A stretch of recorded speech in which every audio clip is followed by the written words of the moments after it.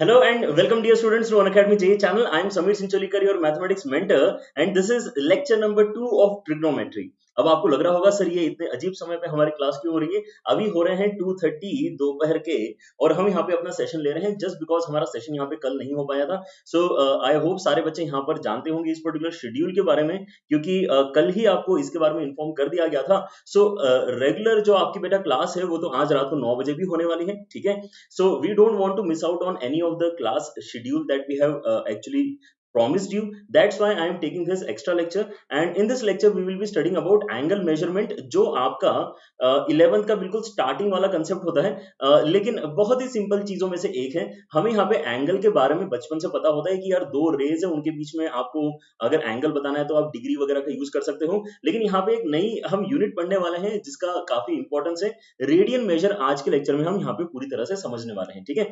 सो आज के लेक्चर काफी इजी रहेगा आप लोगों के लिए यहाँ पे मास्टर करना, बस यहाँ पे इंटरेस्ट के साथ में सारी चीजें आप बस सुनते जाओ, ठीक है। और बच्चों आप अगर यहाँ पर नए हैं, आपने अगर अनअकैडमी जेई चैनल को सब्सक्राइब अभी भी नहीं किया है, then I guess this is the right time to do it. Unacademy JEE channel को सब्सक्राइब करो, और साथ ही में आपको जब भी कोई लेक्चर पसंद आता है तो आप उसको लाइक करके शेयर जरूर किया करो, ताकि हम ज्यादा से ज्यादा बच्चों तक पहुंच पाए और उनकी क्वालिटी एंड फ्री एजुकेशन के थ्रू हेल्प कर पाए, ठीक है। So that is the main reason we are here on Unacademy JEE channel. आपके साथ में बच्चों यहाँ पे बहुत ही अमेजिंग टीचर्स जुड़े हुए हैं इस चैनल के ऊपर। आपने सभी के लेक्चर्स फॉलो करना चाहिए। फिजिक्स केमिस्ट्री मैथ्स में आपको हर एक यहाँ पर जो एजुकेटर है बहुत अमेजिंग कंटेंट यहाँ पर डिलीवर कर रहा है। आपको अपने प्रिपरेशन में कहीं पर भी प्रॉब्लम नहीं आएगी।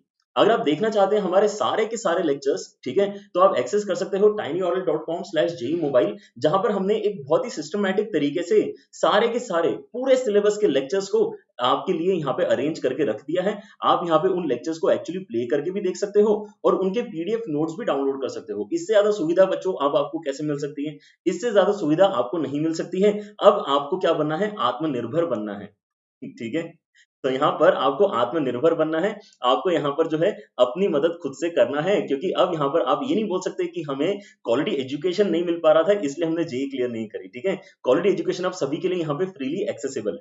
लेकिन आप अगर हमारी टीम के साथ में फर्दर डिस्कशन करना चाहते हैं तो आप अनअकैडमी सब्सक्रिप्शन ज्वाइन कर सकते हैं, जहां पर आपको रेगुलरली प्रैक्टिस के लिए कुछ ना कुछ सॉल्व करने के लिए मटेरियल दिया जाता है, उनका डिस्कशन होता है। आपको टेस्ट सीरीज में पार्टिसिपेट करके पता चलता है कि आप कहाँ स्टैंड करते हो, और साथ ही साथ हमारी टीम के साथ साथ यहाँ पर इंडिया के और भी टॉप एजुकेटर्स हैं जो अनअकैडमी सब्सक्रिप्शन प्लेटफॉर्म पे पढ़ा रहे हैं, ठीक है। ये ऐसे एजुकेटर्स हैं जिनकी बुक्स आप पढ़ते हो, ठीक है, चाहे वो सिंगेज पब्लिकेशन हो, चाहे वो अरिहंत पब्लिकेशन हो, चाहे वो वायलिस पब्लिकेशन हो, ये सारे ऑथर्स भी यहाँ पर लाइव पढ़ाते हैं। अगर आपको इंटरेस्ट है तो आप इन सारे ऑथर्स के कोर्सेज को भी अटेंड कर सकते हो। लेकिन यहाँ पे अच्छी बात क्या है कि आपको केवल एक बार अनअकैडमी सब्सक्रिप्शन परचेस करना होता है। अलग अलग कोर्सेज के लिए अलग अलग से आपको यहाँ पे पेमेंट बिल्कुल नहीं करना है, ठीक है। आपको एक बार सब्सक्रिप्शन परचेस करना है। अगर आपको यहाँ पे मैथ्स आसान लगने लगा है, मैथ्स से आपका डर हट गया है, तो आप समीर लाइव कोड का यूज कर सकते हो ताकि आपको 10% डिस्काउंट और भी मिल जाए। आप ऑलरेडी अनअकैडमी जेई के स्टूडेंट हो, आप मेरे स्टूडेंट हो, आप अगर इस वजह से अनअकैडमी सब्सक्रिप्शन प्लेटफॉर्म ज्वाइन करना चाहते हैं तो ये कोड के साथ में आप ज्वाइन करो। आपको यहाँ पे जो एक्चुअल प्राइस है 2 साल का विच इज 36,000, वो और भी कम हो जाएगा and the final price will be 32,400। इतना आसान सा यहाँ पर आपका एक काम है करने का, ठीक है। सो बस यही हम बच्चों को बताते रहते हैं कि यार अब क्वालिटी एजुकेशन के लिए आपको यहाँ पे दर दर भटकना नहीं पड़ेगा और आपको यहाँ पर अपनी जो जेबें हैं उसको भी खाली नहीं करना पड़ेगा। अब अफोर्डेबल रेट्स में अनअकैडमी सब्सक्रिप्शन आप ले सकते हो और अपनी पढ़ाई को यहाँ पे फुल ऑन तरीके से आगे बढ़ा सकते हो, ठीक है। चलो तो स्टार्ट करते हैं आज का डिस्कशन। रेडी हैं सारे बच्चे? Already I can see a lot of students are already here.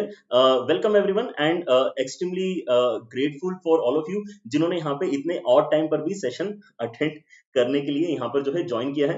चलो तो लेकिन बढ़िया है, हमें तो यहाँ पे मैथ से मतलब है ना, समय कुछ भी हो। चलो यहाँ पे ट्रिग्नोमेट्री का लेक्चर नंबर 2 में एंगल मेजरमेंट स्टार्ट करेंगे। तो यहाँ पर सबसे पहले तो आप मुझे बताओ कि आपको एंगल के बारे में तो पता है, राइट? ये एंगल क्या होता है? Angle is the measure of rotation, है ना। हम यहाँ पे किसी न किसी चीज को मेजर कर रहे हैं, ठीक है। हम इस बार किसको मेजर कर रहे हैं? हम रोटेशन को मेजर कर रहे हैं। अब रोटेशन आप बोल सकते हो सर एक्चुअली दो तरीके से हो सकता है, वो या तो क्लॉकवाइज डायरेक्शन में हो सकता है या फिर एंटी क्लॉकवाइज डायरेक्शन में हो सकता है। ये पूरा ज्ञान आपको है, ठीक है, बस लेकिन सुन लो, क्योंकि इसको बोले बिना मैं आगे की चीज आपके साथ में डिस्कस नहीं कर सकता, ठीक है। तो यहाँ पर ध्यान से सुनो। अगर आपके पास में एक इनिशियल पोजिशन है, ओए आपके पास में एक इनिशियल पोजिशन है, आप अब उस ओए को रोटेट करके ओबी तक ले जाना चाह रहे हो, तो अगर आप ओबी तक ले जा रहे हो तो आप किस डायरेक्शन में जा रहे हो? आप एंटी क्लॉकवाइज डायरेक्शन में जा रहे हो। ठीक है। इसलिए इस पर्टिकुलर केस में जो आप यहाँ पे एंगल लिखोगे, जिसको हम यूजुअली थीटा से डिनोट करते हैं, तो वो हमारा कैसा होगा, वो हमारा एक पॉजिटिव एंगल होगा, क्योंकि हमारा जो डायरेक्शन था मूवमेंट का वो कौन सा था, वो एंटी क्लॉकवाइज डायरेक्शन में था।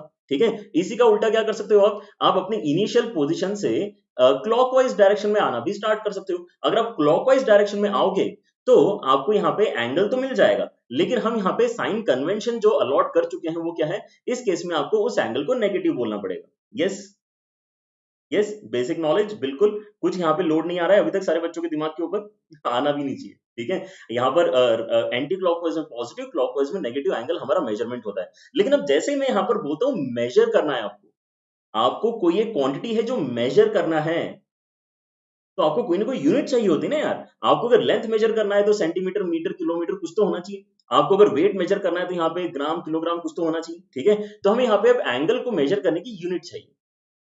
अब जैसे कि आप यहाँ पे सोच पा रहे हो यार, वेट अगर आपको बताना है तो आप केजीस में भी बता सकते हो, पाउंड्स में भी बता सकते हो। वैसे हमारे पास में एंगल को भी मेजर करने के अलग अलग यूनिट्स हैं, पहले उनके बारे में जानकारी लेते हैं, उसके बाद में आपको यहाँ पे इंटरेस्टिंग से सवाल करने को अगले लेक्चर में डेफिनेटली मिलेंगे। ठीक है। कुछ इंटरेस्टिंग सवाल एक्चुअली हम क्लॉक वाले इस लेक्चर में भी करना चाह रहे हैं, जैसे कि आपने थंबनेल के ऊपर ही देखा था कि हाँ, क्लॉक वाले कुछ बढ़िया से क्वेश्चन इस पर्टिकुलर लेक्चर में आपको देखने को मिलेंगे। ठीक है। तो यहाँ पर लेकिन सबसे पहले समझते हैं जो आपको पहले से पता है। आपको ऑलरेडी पता है कि अगर आपको एंगल मेजर करना है तो हम डिग्रीज में उस पर्टिकुलर वैल्यू को रिप्रेजेंट कर सकते हैं। ठीक है। और डिग्री मेजर जो है आपका, क्या आपने ऑलरेडी यहाँ पर यूज किया हुआ है डिटेल में, है ना। यहाँ पर आपके सामने जो एक यहाँ पे डिवाइस है ना, इसको क्या बोलते हैं, डी इसको क्या बोलते हैं, इसको बोलते हैं प्रोटेक्टर। ठीक है। तो प्रोटेक्टर की मदद से हम यहाँ पे कोई सा भी एंगल प्लॉट कर सकते हैं। लेकिन आप यहाँ पे देख सकते हो कि ये जो पर्टिकुलर डिवाइस है, इसके अंदर 0 से लेके 180 डिग्रीज तक प्लॉट करने की सुविधा है। इससे ज्यादा लेकिन क्या हम एंगल नहीं बना सकते? क्या आप यहाँ पे मुझे 220 डिग्री बना के बता सकते हो? बिल्कुल बता सकते हैं। यहाँ पर थोड़ा सा क्या करना पड़ेगा, इस डिवाइस को रोटेट करके आपको एक्स्ट्रा 40 डिग्रीज प्लॉट करना पड़ेगा, तो 220 हो जाएगा। ठीक है। ये वाली बात समझ में आ रही है। हम यहाँ पे एंगल एक्चुअली कितने भी मैग्नीट्यूड का ड्रॉ कर सकते हैं। जैसे कि यहाँ पर आप देख रहे हो कि यार 150 डिग्रीज तो प्लॉट करना बहुत ही आसान है। आप यहाँ पर क्या करोगे, आप अपनी एक्स एक्सिस, है ना, यहाँ पे अपनी जो नंबर लाइन है उसके साथ में 150 डिग्री वाला पॉइंट यहाँ पे सिलेक्ट कर लोगे और इनको ज्वाइन कर लोगे तो ये 150 डिग्री बन जाएगा। अगर आपको यहाँ पे 220 बनाना है तो वो भी बना सकते हो, कोई यहाँ पे लोड नहीं है। आप 180 तक बना लो, मतलब एक स्ट्रेट लाइन बना लो, उसके नीचे फर्दर चले जाना 40 डिग्रीज, तो आपके पास में कितना आ जाएगा, 220 डिग्री आ जाएगा। क्या मैं इसी लॉजिक को यूज करके क्या मैं 390 डिग्रीज भी बना सकता हूँ? क्या मैं 390 डिग्रीज भी बना सकता हूँ क्या?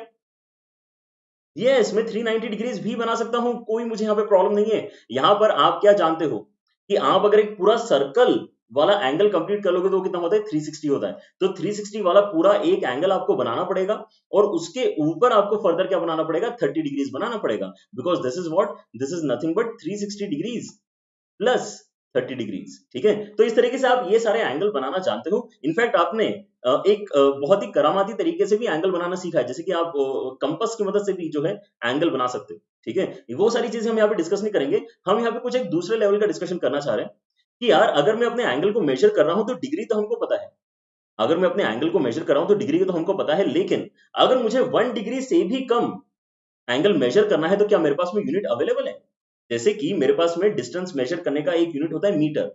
अगर मुझे 1 मीटर से कम लेंथ मेजर करनी तो मेरे पास में सेंटीमीटर होता है। अगर मुझे 1 सेंटीमीटर से भी कम लेंथ मेजर करनी तो मेरे पास में मिलीमीटर होता है। ठीक है। वैसे ही कुछ क्या मेरे पास में डिग्रीज भी अलाउ करती है क्या? क्या डिग्री में मेरे पास में ऐसे कुछ स्मॉलर पोर्शंस भी हैं? तो वो यहाँ पे समझना स्टार्ट करते हैं। ठीक है। तो सबसे पहले तो यहाँ पे समझते हैं कि यार डिग्री एक्चुअली हमने बोला किसको है। ये जो कहानी स्टार्ट हुई एंगल मेजरमेंट की, वो स्टार्ट हुई थी राइट एंगल से। राइट एंगल आप सारे बच्चों को पता है, राइट एंगल बेसिकली दो परपेंडिकुलर लाइंस के बीच वाले एंगल को बोला जाता है। ठीक है। तो आपको यहाँ पर दो परपेंडिकुलर लाइंस बड़े ही क्लियरली नजर आ रही है। ठीक है। एक 90 डिग्री जहां पर मार्क किया हुआ है, एक हॉरिजॉन्टल लाइन है आपके पास में। ठीक है। इनके बीच में जो एंगल होता है उसको हम बोलते हैं राइट एंगल। अब राइट एंगल को हमने क्या किया, राइट एंगल को हमने 90 इक्वल पार्ट्स में डिवाइड कर दिया। अगर मैंने 90 इक्वल पार्ट्स में डिवाइड किया है, ठीक है, तो उसमें से जो एक पार्ट आया है उसको हमने बोला है 1 डिग्री। ठीक है। तो हमने 90 इक्वल पार्ट्स में एक राइट एंगल को डिवाइड किया, उसमें से जो एक पार्ट आया उसको बोला हमने 1 डिग्री। लेकिन अब यहां पे जरूरत पड़ी हमें 1 डिग्री से कम एंगल मेजर करने की। तो हमने क्या किया, वो जो एक 1 डिग्री आया था उसके फर्दर यहां पे 60 डिविजन्स कर दिए। अब 60 क्यों किए? पता नहीं, ठीक है, मुझे भी नहीं पता, आपको भी नहीं पता, लेकिन ऐसा किया हमने, ठीक है। क्या किया हमने? हमने यहाँ पर 1 डिग्री जो आया था उसके 60 डिविजन्स किए। ऊपर आपने 90 डिविजन्स किए, नीचे 60 क्यों किए? किए, उन्होंने किए, ठीक है। अच्छा, लेकिन यहाँ पे नाम देख के आपको पता चलेगा कि यहाँ पे उनका थॉट प्रोसेस क्या रहा होगा, ठीक है। उन्होंने यहाँ पे 60 शायद मिनट्स का जो टाइम का यहाँ पे मेन हमारा फैक्टर होता है, ठीक है, 60 वाला, उसको यूज किया शायद, ठीक है। तो 1 डिग्री को उन्होंने फर्दर 60 इक्वल पार्ट्स में डिवाइड किया और वैसा जो एक पार्ट आया उसको उन्होंने बोला 1 मिनट। क्या बोला? 1 मिनट। लेकिन अगर उससे भी कम, मतलब सोच पा रहे हो कितना कम, ऑलरेडी यहाँ पर 1 डिग्री भी नहीं बना पाऊंगा मैं। आप 1 डिग्री के लिए एक्चुअली कौन सा सिलेक्ट करोगे पता है आपको? वो जो सबसे पहला वाला यहाँ पर आपको ब्लैक लाइन नजर आ रहा है, वो अगर सिलेक्ट करोगे तो आपको बनाते आएगा यहाँ पे 1 डिग्री। वो जो मुझे 1 डिग्री भी बनाते नहीं आ रहा है, उसके ऑलरेडी हम 60 पोर्शंस कर चुके हैं, उसमें से जो एक पोर्शन आया है उसके फर्दर 60 पोर्शंस करेंगे तो हमें क्या मिलेगा? 1 सेकंड मिलेगा, ठीक है। 1 मिनट के भी 60 डिविजन्स करेंगे तो हमें यहाँ पे टोटल 1 सेकंड मिलेगा। क्या ये बेसिकली आपको सारे पोर्शंस क्लियर हो गए, है ना? कैसे कैसे हम यहाँ पे छोटे छोटे वैल्यूज को भी मेजर कर सकते हैं। तो अब यहाँ पे आपको कन्वर्जन फैक्टर समझ में आया है कि नहीं आया है, उसके लिए कुछ एक बेसिक कन्वर्जन में आपसे करवा रहा हूं, ठीक है। पहले ही देख लो, 1 right angle is equal to 90 degrees, 1 degree is equal to 60 minutes and 1 minute is equal to 60 seconds. Notation क्या क्या है? यहाँ पर ऐसा गोला लगाते हैं, यहाँ पर एक सिंगल डैश लगाते हैं, यहाँ पे डबल डैश लगाते हैं। ये इसको रिप्रेजेंट करने का नोटेशन है, ठीक है। तो मैं आपसे एक सिंपल सा सवाल पूछ रहा हूं कि क्या आप 90 मिनट्स को डिग्रीज में लिख के बता सकते हो? जल्दी से बताओ, 90 मिनट्स को क्या आप डिग्रीज में लिख के बता सकते हो? यस, बिल्कुल बता सकते हो, क्योंकि मैंने आपको क्या बताया? मैंने आपको ये बताया है कि 1 डिग्री मतलब कितना होता है ना? या फिर ऐसा बोलते हैं कि 60 मिनट्स मिलके क्या बनाते हैं? 1 डिग्री बनाते हैं, ठीक है। तो 90 मिनट्स मिलके कितने बनाएंगे? बेसिक यूनिटरी मेथड पूछ रहा हूं मैं आप लोगों से, बिल्कुल बेसिक मेथड, ठीक है। तो यूनिटरी मेथड में हम क्या बोलते हैं? अच्छा ठीक है, ये ऊपर जाके मल्टीप्लाई हो जाएगा तो 90 इंटू 1 डिवाइडेड बाई 60 इतने आपके डिग्रीज होना चाहिए, ठीक है।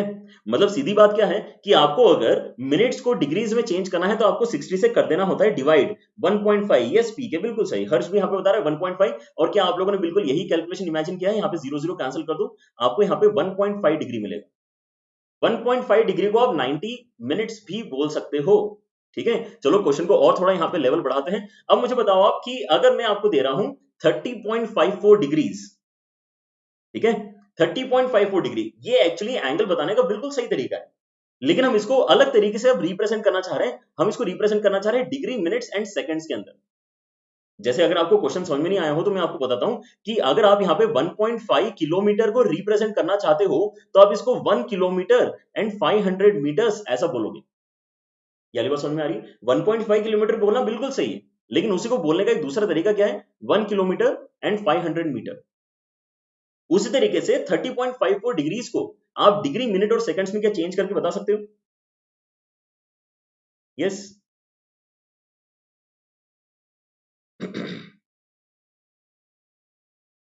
क्लियर?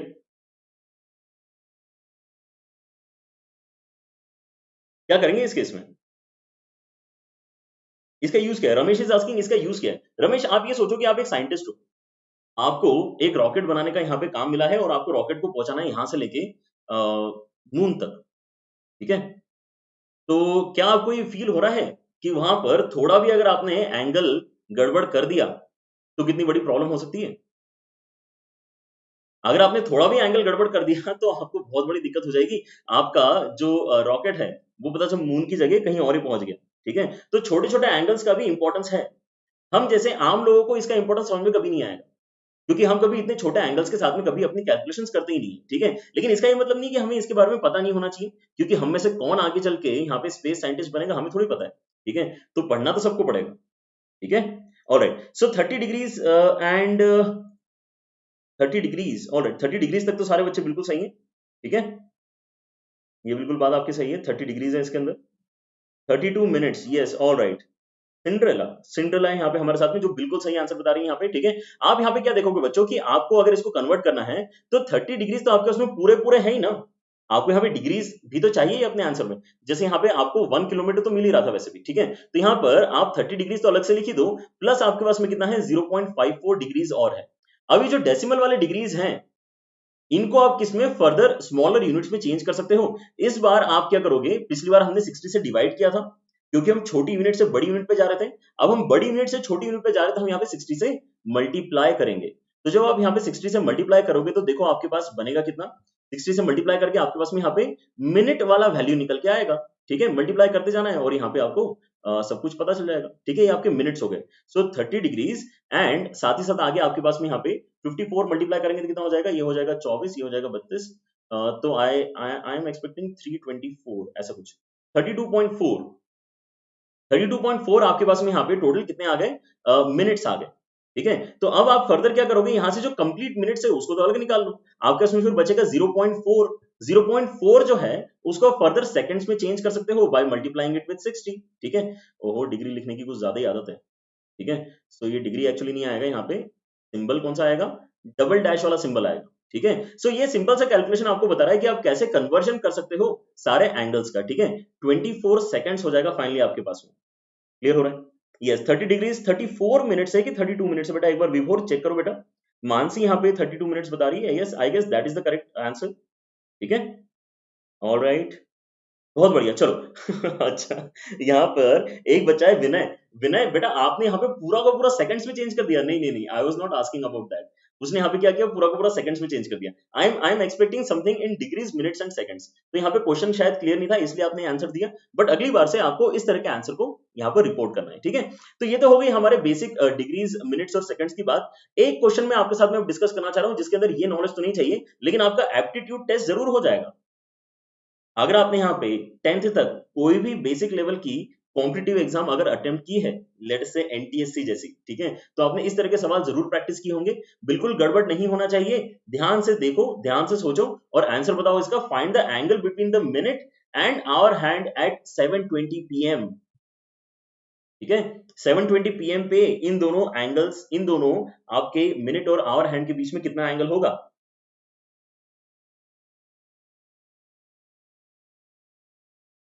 ओके,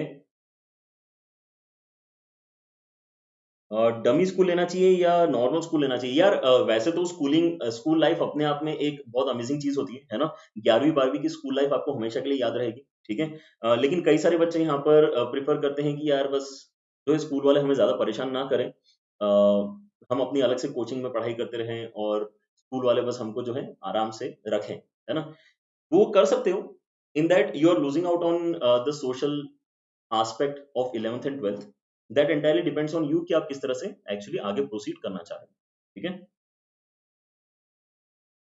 बहुत सारे बच्चे गलत आंसर भी देंगे इसका मुझे पहले से पता है, लेकिन कई सारे बच्चे यहाँ पे सही आंसर भी दे रहे हैं। ठीक है, okay, Anushree is giving 100 as the answer and who else is here with us, text talker, alright, तो ये बच्चा भी यहाँ पे 100 आंसर दे रहा है। Then we have Simran with 100 as the answer, then Ramesh as 100 as the answer. यार 100 आंसर आएगा ना इसका, यहाँ पे इसका आंसर 90 नहीं आएगा, इसका आंसर 100 आएगा। ठीक है, ऐसा क्यों हो रहा है, ऐसा कैसे हो गया, इसका आंसर 100 कैसे आ गया सर। हमें तो यहाँ पर क्या पता है, हमें यहाँ पर पता है कि हमारा जो मिनट हैंड है ना, मिनट हैंड, ठीक है, मिनट हैंड यहाँ पे 60 मिनट्स में कितना घूम जाता है, टोटल 360 डिग्रीज घूम जाता है। ठीक है, सो मुझे तो यहाँ पर ये देखना है कि मेरे पास में जो कंप्लीट यहाँ पे एंगल है, लेट अस से मैंने यहाँ पे 12 से मेजर करना स्टार्ट किया और मैं ऐसा घूम के पूरा यहाँ तक आ गया, तो पूरा 360 कंप्लीट हो जाएगा, पूरा 360 कंप्लीट हो जाएगा। ठीक है, अब मेरे पास में यहाँ पे कितने अलग अलग पोर्शन है, मेरे पास में एक पोर्शन यहाँ पे 1 और 12 के बीच में, एक पोर्शन मेरे पास में यहाँ पे 1 और 2 के बीच में, एक पोर्शन 2 और 3 के बीच में, एक पोर्शन 3 और 4 के बीच में। तो ऐसे बहुत सारे अलग अलग पोर्शन है मेरे पास में। क्या ये सारे जो एंगल्स की मैं बात कर रहा हूँ, सारे डिजिट्स के बीच में जो यहाँ पे एंगल्स हैं वो क्या इक्वल एंगल होंगे, बिल्कुल इक्वल एंगल होंगे। ठीक है, तो उनमें से ही एक एंगल का यहाँ पर जो आपका वैल्यू है वो कितना निकल के आना चाहिए, क्योंकि यहाँ पर पूरा का पूरा सर्कल कंप्लीट होगा तो 360 डिग्रीज आपके कंप्लीट हो जाएंगे, लेकिन ऐसे आपके 12 डिविजन्स हैं तो आप इसको 12 से डिवाइड करके देख लो कितना आएगा आपके पास में। ठीक है, so that should give you how much, that should give you 30 degrees. मतलब जो दो नंबर्स हैं, दो नंबर्स के बीच का अगर आपको एंगल निकालना है तो that angle is equal to 30 degrees. क्या ये बात समझ में आ रही है सारे बच्चों को, दो नंबर्स के बीच का एंगल कितना होता है, दो नंबर्स के बीच का एंगल 30 डिग्रीज होता है। ये बेसिक नॉलेज हम पहले यहाँ पे लेके रख लेते हैं। अब यहाँ पर आप बोलोगे सर उस हिसाब से तो 90 इसका आंसर आना चाहिए, क्यों, क्योंकि यहाँ पर आपके पास में टोटल 3 नंबर्स हो गए। आप यहाँ पे 4 और 5 के बीच में बताओगे 30 डिग्रीज, उसके बाद में आप बताओगे 5 और 6 के बीच में 30 डिग्रीज, और 6 और 7 के बीच में 30 डिग्रीज, तो 30 यहाँ पे 90 हो जाएगा। लेकिन यहाँ पे मेन प्रॉब्लम क्या है, यहाँ पर मेन प्रॉब्लम क्या है कि जब आप यहाँ पे 720 की बात करते हो, तो आपका आवर हैंड भी तो थोड़ा सा आगे चला गया ना, आपका आवर हैंड भी थोड़ा सा आगे चला गया, तो आपको उस पर्टिकुलर चीज को भी इनकॉर्पोरेट करना पड़ेगा। अब आप मुझे बताओ कि आवर हैंड कितना आगे जाएगा इन 20 मिनट्स, आवर हैंड कितना आगे जाएगा। ठीक है, तो अब यहाँ पर देखो कि आपके आवर हैंड की यहाँ पे कहानी क्या है। आपका जो आवर हैंड है वो कैसे बिहेव करता है, आवर हैंड जो है वो इस तरीके से बिहेव करता है कि 60 मिनट्स में वो ट्रैवल करता है कितना, टोटल 30 डिग्रीज। क्या ये बात सही है?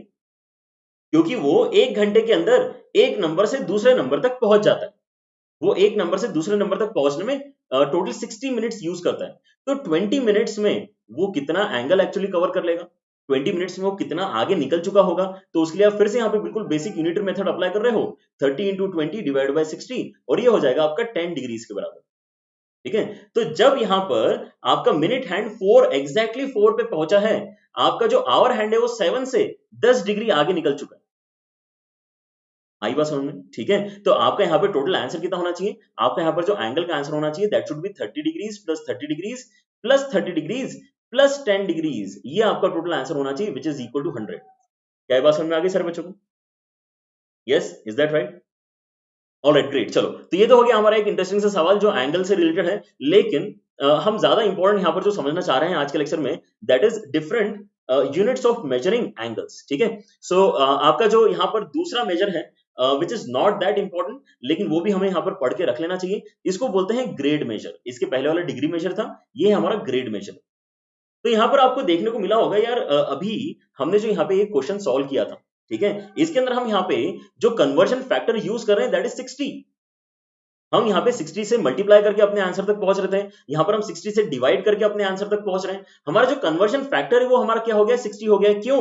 क्योंकि हमने यहाँ पे थ्योरी ही इस तरीके से पढ़ी है कि हमने एक डिग्री को 60 पार्ट्स में डिवाइड किया, हमने यहाँ पे एक मिनट को 60 पार्ट्स में डिवाइड किया। इंस्टेड अगर मैंने यहाँ पे 60 की जगह 100 में डिवाइड किया होता, तो सोचो यहाँ पे 100 से डिवाइड करना कितना आसान होता, और यहाँ पे 100 से मल्टीप्लाई करना भी कितना आसान होता। ठीक है, सो वही चीज यहाँ पर हम अब देखने वाले हैं कि यार अगर मैं एक नया सिस्टम बोलूं जिसके अंदर ये 90 60 60 वाले फंडे को हटा के हम नॉर्मल 100 100 100 कर देते हैं, तो उसी चीज को हम क्या बोलते हैं, ग्रेड मेजर बोलते हैं। क्या बोलते हैं? Grade major. ऑलराइट, सो यहाँ पर इन्होंने कुछ नया थॉट लाया, उन्होंने बोला यार कैलकुलेशन करना थोड़ा सा टीडियस हो रहा है, let us take right angle only. है ना, इनका थॉट जो था वो बहुत ज्यादा यहाँ पे रिवॉल्यूशनरी तो नहीं था, लेकिन उन्होंने यहाँ पे थोड़ा सा कुछ इनकॉर्पोरेट करने की कोशिश करी। उन्होंने बोला यार हम यहाँ पे क्या करेंगे, एक राइट एंगल लेंगे, और उस राइट एंगल के लेकिन 90 इक्वल पार्ट्स नहीं करेंगे, हम 100 इक्वल पार्ट्स करेंगे। हम उसके 100 इक्वल पार्ट्स करेंगे, और उसमें से जो एक पार्ट आएगा उस एक पार्ट को हम बोलेंगे 1 ग्रेड। ठीक है, अब यहाँ पे ऑब्वियसली मैं 100 पार्ट्स नहीं बता सकता था। ठीक है, तो यहाँ पे जितना भी है थोड़ा सा इमेजिन कर लो कि ये क्या है, 100 इक्वल पार्ट्स है, उसमें से जो एक पार्ट आया है उसको हमने बोला 1 ग्रेड। ठीक है, और 1 ग्रेड लिखने का तरीका क्या है, 1 ग्रेड के लिए हम यहाँ पे पावर में जी लिख देंगे, ये हो गया हमारा 1 ग्रेड। फिर इनको भी जरूरत पड़ी 1 ग्रेड से छोटे एंगल मेजर करने की, तो उन्होंने बोला कोई टेंशन नहीं है, हम तो 100 वाला फैक्टर ही हमेशा यूज करेंगे। तो इन्होंने क्या किया, 1 ग्रेड जो आपको छोटा सा एंगल आया था उसके भी 100 इक्वल पार्ट्स किए, उसके जो एक पार्ट आया उसको उन्होंने बोला मिनट। ठीक है, उसको उन्होंने बोला मिनट, और उनको जरूरत पड़ी 1 मिनट से भी छोटे एंगल को यूज करने की, इसलिए उन्होंने उस पर्टिकुलर मिनट को भी 100 इक्वल पार्ट्स में ही डिवाइड किया, और उस एक पार्ट को बोला 1 सेकेंड। क्या ये फ्लो समझ में आ रहा है? ठीक है, इंस्टेड ऑफ यूजिंग 90 60 60 इन्होंने यहाँ पे 100 100 100 यूज किया है, ताकि यहाँ पे लाइफ कैलकुलेशन के लिए थोड़ी सी आसान हो जाए। लेकिन अब यहाँ पे प्रॉब्लम है, यहाँ पर थोड़ी सी प्रॉब्लम है। यहाँ पर जब जब भी कोई एक नया यूनिट आएगा, आपको यहाँ पे समझना पड़ेगा ना कि यार वो यूनिट क्या रिप्रेजेंट कर रहा है। जैसे कि आपको अगर यहाँ पे अपना वेट जो है, लेट अस से आपका वेट है 55 केजी, ठीक है, तो जैसे मैं बोलता हूँ 55 केजी, आपके दिमाग में एक पर्टिकुलर टाइप का पर्सन आता है कि नहीं आता है? हाँ, 55 केजी मतलब काफी फिट है, उसकी हाइट इतनी होनी चाहिए, ऐसा होना चाहिए। ठीक है, सो एक हमारे दिमाग में पिक्चर बनती है। वैसे ही अगर मैं बोलता हूँ 45 डिग्रीज, तो हमारे दिमाग में एक पिक्चर बनती है। लेकिन अगर मैं यहाँ पे अब आपको बोलूं कि एक पर्सन है जिसका वेट है 60 पाउंड्स, तो आपको अगर पाउंड्स में यहाँ पे वेट देखने की अगर आदत नहीं है, तो आप यहाँ पे एक्चुअली रिलेट ही नहीं कर पाओगे कि आप किस तरह के पर्सन से बात कर रहे हो। वही सेम प्रॉब्लम यहाँ पे हो गया। हम डिग्री को यूज कर करके इतने ज्यादा यहाँ पर सेट हो चुके हैं एंगल्स के पर्सपेक्टिव से कि अब यहाँ पे ग्रेड में बात चल रही तो हमें एग्जैक्टली समझना थोड़ा सा मुश्किल हो रहा है। इसलिए हम क्या करते हैं यहाँ पे इंटर कन्वर्जन सीखते हैं कि नहीं आप तो हमको कन्वर्ट करके बता दो। आप मुझे ये मत बताओ कि उस पर्सन का वेट जो है वो 55 पाउंड है, आप यहाँ पे तो बता दो कि केजीज में कितना है वो, क्योंकि केजीज में हम ज्यादा रिलेट कर पा रहे हैं। ठीक है, बिल्कुल उसी तरीके से यहाँ पर हम इंटर कन्वर्जन देखना चाह रहे हैं कि कोई अगर आपको ग्रेड में कोई वैल्यू दे रहा है एंगल की, तो आप उसको डिग्रीज में कैसे चेंज कर सकते हो। क्या ये बात समझ में आ रही है? इसका यूज क्या है? यस गोपाल, इसका कुछ खास यूज नहीं है। यहाँ पर इन्होंने यूज करने की कोशिश की थी, उन्होंने सोचा था कि यहाँ पे जो है नया सिस्टम ज्यादा वर्क करेगा, लोग इसको एक्सेप्ट करेंगे, लेकिन ग्रेड को ज्यादा लोगों ने एक्सेप्ट किया नहीं, इसलिए हम भी इसके ऊपर बहुत ज्यादा डिस्कशन करने वाले नहीं है। लेकिन इंटर कन्वर्जन हमें पता होना चाहिए, वो यहाँ पे हम डिस्कस कर लेते हैं। ठीक है, तो आप यहाँ पे सबसे बढ़िया इक्वेशन जो इंटर कन्वर्जन के लिए जनरेट कर सकते हो वो क्या है कि एक राइट एंगल जो है डिग्री मेजर में हमने उसके 90 पार्ट्स किए थे, इसलिए वो 90 डिग्री के बराबर है वन राइट एंगल। लेकिन ग्रेड मेजर में हमने 100 इक्वल पार्ट्स किए हैं, इसलिए वो 100 ग्रेड के भी बराबर है। दोनों यहाँ पे 90 डिग्री को ही रिप्रेजेंट कर रहे हैं, दोनों यहाँ पे राइट एंगल को ही रिप्रेजेंट कर रहे हैं, इसका मतलब ये दोनों आपस में इक्वल होना चाहिए। So this equation can be used to generate a conversion factor. आपको अगर यहाँ पे चाहिए कि 1 डिग्री की वैल्यू कितनी, तो आप यहाँ पे दोनों साइड 90 से डिवाइड कर दो। दोनों साइड 90 से डिवाइड करोगे तो आपको यहाँ पे मिलेगा 10/9 ग्रेड के बराबर। और आपको अगर चाहिए कि 1 ग्रेड की वैल्यू कितनी, तो आप उस केस में क्या करोगे, दोनों साइड इक्वेशन के 100 से डिवाइड कर दो, तो आपको मिलेगा 9/10 डिग्रीज के बराबर। इसका यूज कैसे करोगे आप? इसको यूज करने के लिए आप ये सोचो कि कोई अगर आपसे पूछ रहा है कि x डिग्रीज है, x डिग्रीज को आप चेंज करके बताओ ग्रेड मेजर में, तो आप कुछ नहीं करोगे, आप ये मल्टीप्लाइंग फैक्टर उसके अंदर मल्टीप्लाई कर दोगे। ऑलरेडी आपके पास में x वैल्यू है, मैग्नीट्यूड है, आप उसके अंदर 10/9 मल्टीप्लाई कर दोगे, तो ये जो नया वैल्यू आएगा ये आपका उसी एंगल का मेजर हो जाएगा बट इन ग्रेड्स। ठीक है, और उसी तरीके से आपको अगर यहाँ पे कोई दे रहा है x ग्रेड को कन्वर्ट करके बताओ डिग्रीज में, क्योंकि कि 1 ग्रेड के लिए आप 9/10 से रिलेट कर पा रहे हो, तो x ग्रेड के लिए आप किससे रिलेट करोगे, x इंटू 9/10। इतने डिग्रीज आप यहाँ पे जनरेट कर सकते हो। ठीक है, सो डिग्रीज बनानी है तो 9/10 मल्टीप्लाई करो, डिग्रीज हटानी है तो 10/9 मल्टीप्लाई करो। सिंपल, कन्वर्जन फैक्टर क्लियर हो गया। ठीक है, तो इससे इसके ऊपर एक सिंपल सा आप यहाँ पे एक बार मुझे बताओ कि 81 डिग्रीज को आप ग्रेड मेजर में कितना लिखोगे। बिल्कुल, देखो अब यहाँ पे एग्जाम्पल अलग होते हैं, क्वेश्चन अलग होते हैं। एग्जाम्पल होते हैं कि आप यहाँ पे एक्चुअली कंसेप्ट को बेसिक लेवल पे अप्लाई करो, क्वेश्चन होते हैं जिसके अंदर थोड़ा आपको ज्यादा सोचना पड़ेगा। ठीक है, so that will come after this. लेकिन पहले आप मुझे ये कन्वर्जन करके बताओ, express 81 degrees in grade major.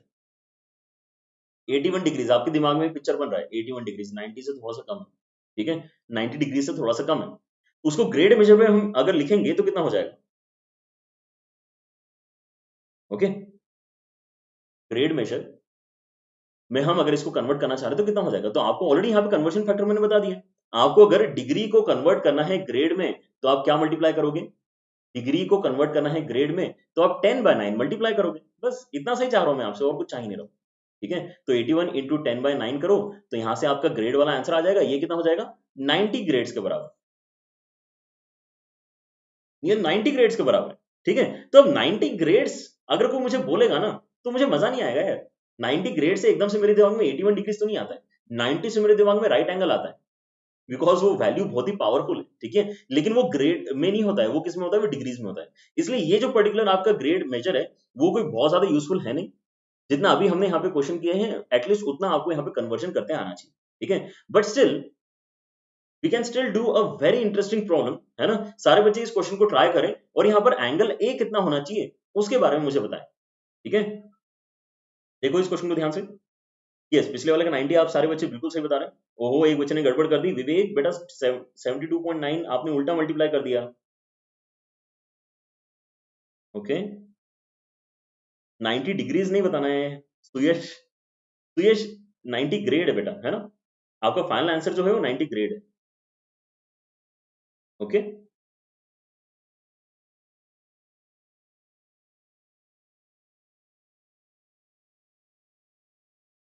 You teach on plus, हाँ obviously. Yes, I teach on plus.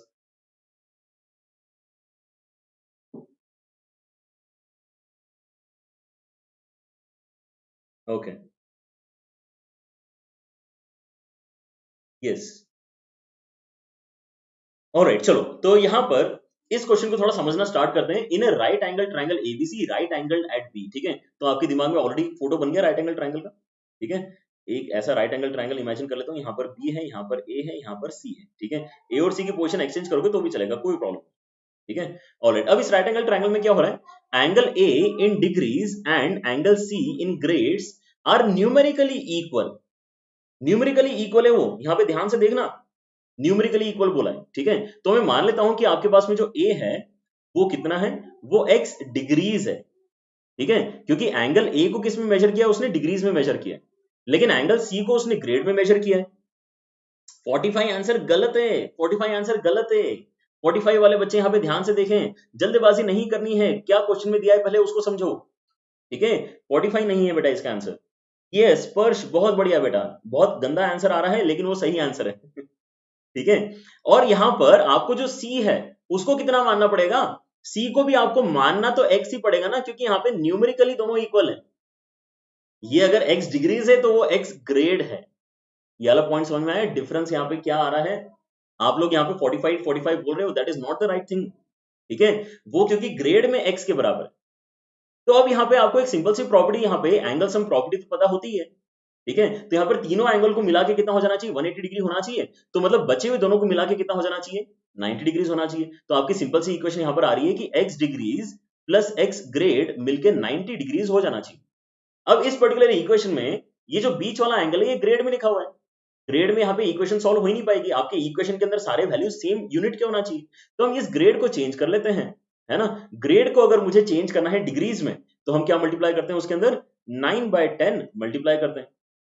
तो ये जो भाई साहब थे ये भी किस में चेंज हो गए, ये भी डिग्रीज में चेंज हो गए। ऐसा करने से तो मैं यहाँ पे x की वैल्यू निकाल सकता हूँ और वही मेरा क्या हो जाएगा, फिर यहाँ पे डिग्रीज में आंसर हो जाएगा, किसका, एक आंसर हो जाएगा, ठीक है। लेकिन अब यहाँ पे इससे आंसर अच्छा नहीं निकलेगा, ठीक है। इससे, हाँ ये प्रियंका और कई सारे बच्चे यहाँ पे करेक्ट आंसर दे रहे हैं। इससे आंसर देखो क्या निकलेगा, यहाँ पर ये 10 ऊपर आएगा तो ये टोटल 19 हो जाएगा।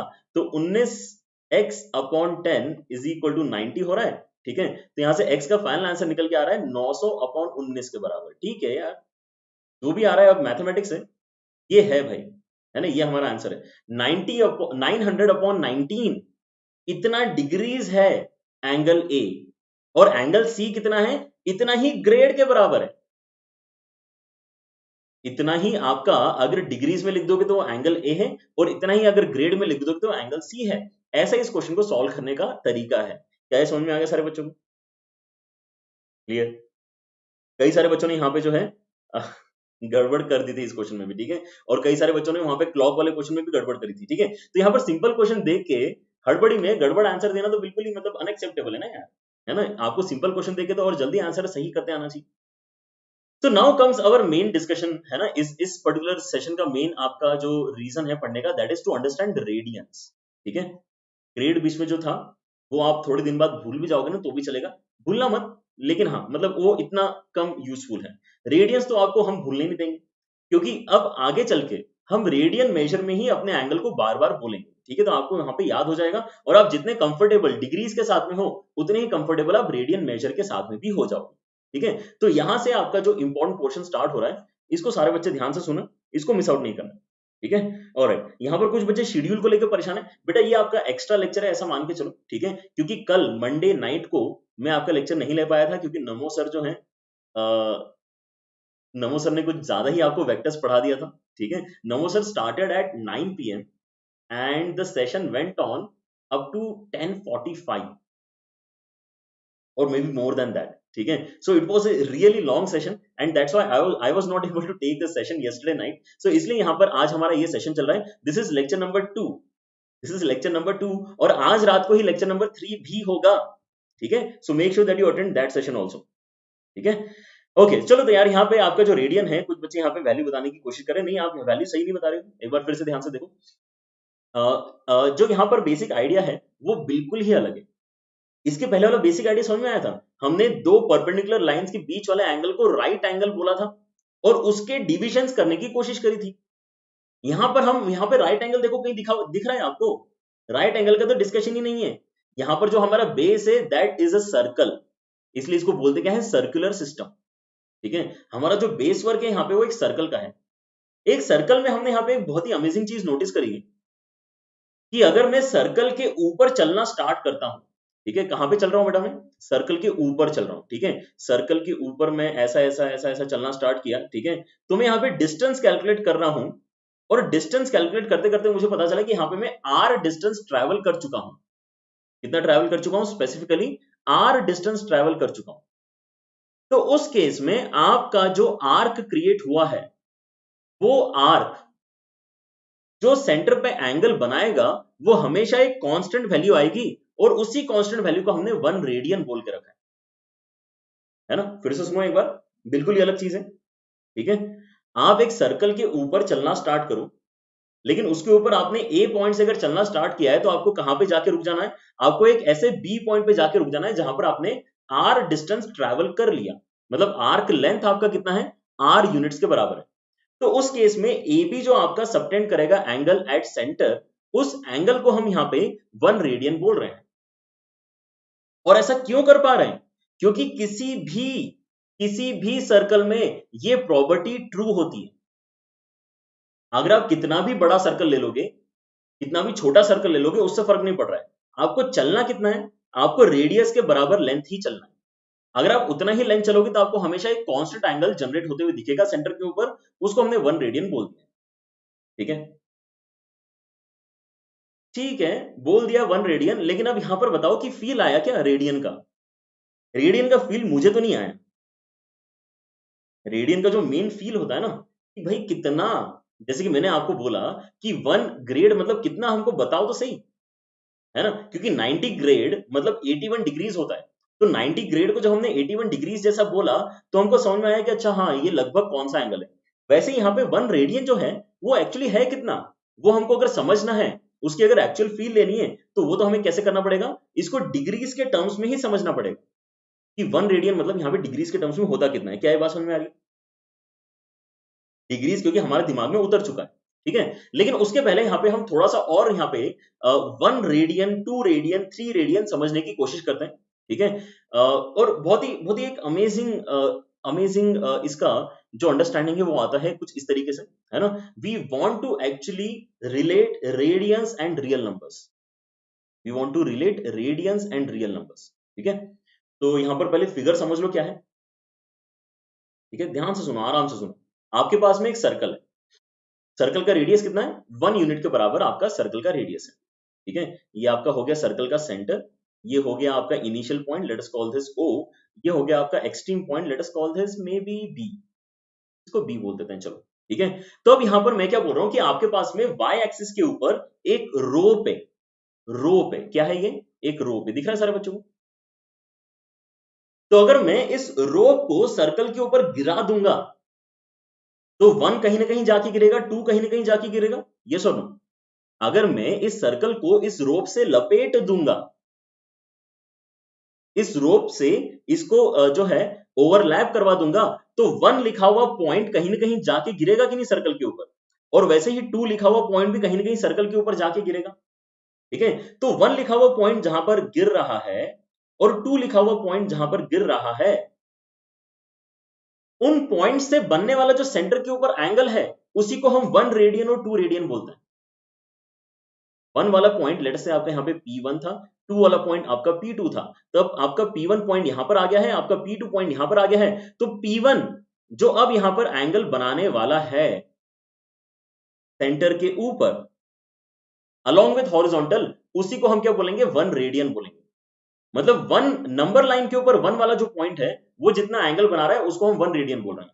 जो नंबर लाइन के ऊपर 2 वाला पॉइंट है, वो जितना एंगल बना रहा है एक्स एक्सिस के साथ में, उसी को हम 2 रेडियंस बोल रहे हैं, ठीक है। और यही चीज नेगेटिव नंबर्स के लिए भी ट्रू है। आपको जो यहां पर P3 पॉइंट है, दैट इज -1, तो आप यहां पे जब P3 पॉइंट को ओवरलैप करवाओगे, तो वो जहां पर गिरेगा, और आपका P4 पॉइंट जो है वो सर्कल के ऊपर जहां पर जाके गिरेगा, ठीक है। उन पॉइंट्स को अगर आप सेंटर से कनेक्ट करते हो, तो आपको एग्जैक्टली -1 रेडियन और -2 रेडियन का ही अंडरस्टैंडिंग क्लियर होगा। क्या बात समझ में आ रही है, -1 रेडियन मतलब ये जो रोप का P3 पॉइंट है, वो जब इसके ऊपर ओवरलैप होगा, तो कितना एंगल एक्स एक्सिस के साथ में आपका बन रहा है, हॉरिजॉन्टल के साथ में बन रहा है, that is -1 radian, and similarly -2 radian. मतलब ये एक्चुअली आपके नंबर्स के साथ में काफी कुछ रिलेटेड है। अच्छी बात है ये, जितना रिलेशन होगा उतना ही यूज करने में ज्यादा मजा आएगा। क्लियर हो रहा है? लेकिन अभी भी फील नहीं आई सर, है ना? अभी भी उतनी फील तो नहीं आएंगे। कितनी फील? कि मैं आपको डायरेक्टली बता दूं कि यार आपका 1 रेडियन ना इतना डिग्री होता है ना? ये सब जो है ये विजुअलाइजेशन के लिए ठीक है, एक बेसिक कंसेप्ट को समझने के लिए ठीक है ना? क्योंकि ये जो अभी हमने यहाँ पे विजुलाइज किया है वो एग्जैक्टली सेम ही बात है जो हम यहाँ पे डेफिनेशन में कर रहे हैं। यहाँ पर हम एक्चुअली चल रहे हैं और वहां पर हम रोप को जो है वो है लपेट रहे हैं। ठीक है, तो यहाँ पर इन दोनों जो स्लाइड से इनमें ज्यादा वैसे अंडरस्टैंडिंग में कुछ इंप्रूवमेंट वैसे नहीं हुआ है। ठीक है, एक्चुअल इंप्रूवमेंट कब होगा? एक्चुअल इंप्रूवमेंट होगा जब मैं आपको बताऊंगा कि एग्जैक्टली 1 रेडियन कितना होता है, हाउ मच इज 1 रेडियन। ठीक है, जैसे कि 1 केजी मतलब कितना होता है यार, एग्जैक्टली मुझे बताओ ग्राम्स में। ठीक है, उस टाइप का कुछ यहाँ पे डिस्कशन चल रहा है। या फिर 1 पाउंड कितना होता है केजीस में, मुझे वो बताओ, क्योंकि मुझे पाउंड समझ में नहीं आता है, मुझे तो केजी समझ में आता है। वैसे ही 1 रेडियन सर हमको तो नहीं आ रहा समझ में, आप बताओ कि डिग्रीज में 1 रेडियन कितना होता है। चलो, तो उसके लिए हम यहाँ पे फिर से एक सर्कल का यूज करेंगे और आगे चल के आप देखोगे कि पूरे ट्रिग्नोमेट्री में हम सर्कल का यूज करेंगे। पूरे ट्रिग्नोमेट्री में हमको सर्कल का यूज करना है, trigonometry in circular system, that is what is our target now. ठीक है, तो सर्कल जो आपने यहाँ पे 8, 9, 10 क्लास में थोड़ा कुछ पढ़ा होगा, उनके कुछ यहाँ पे बेसिक बेसिक से रिजल्ट्स आपको पता होना चाहिए टू कैरी फॉरवर्ड। ठीक है, क्लियर हो रहा है?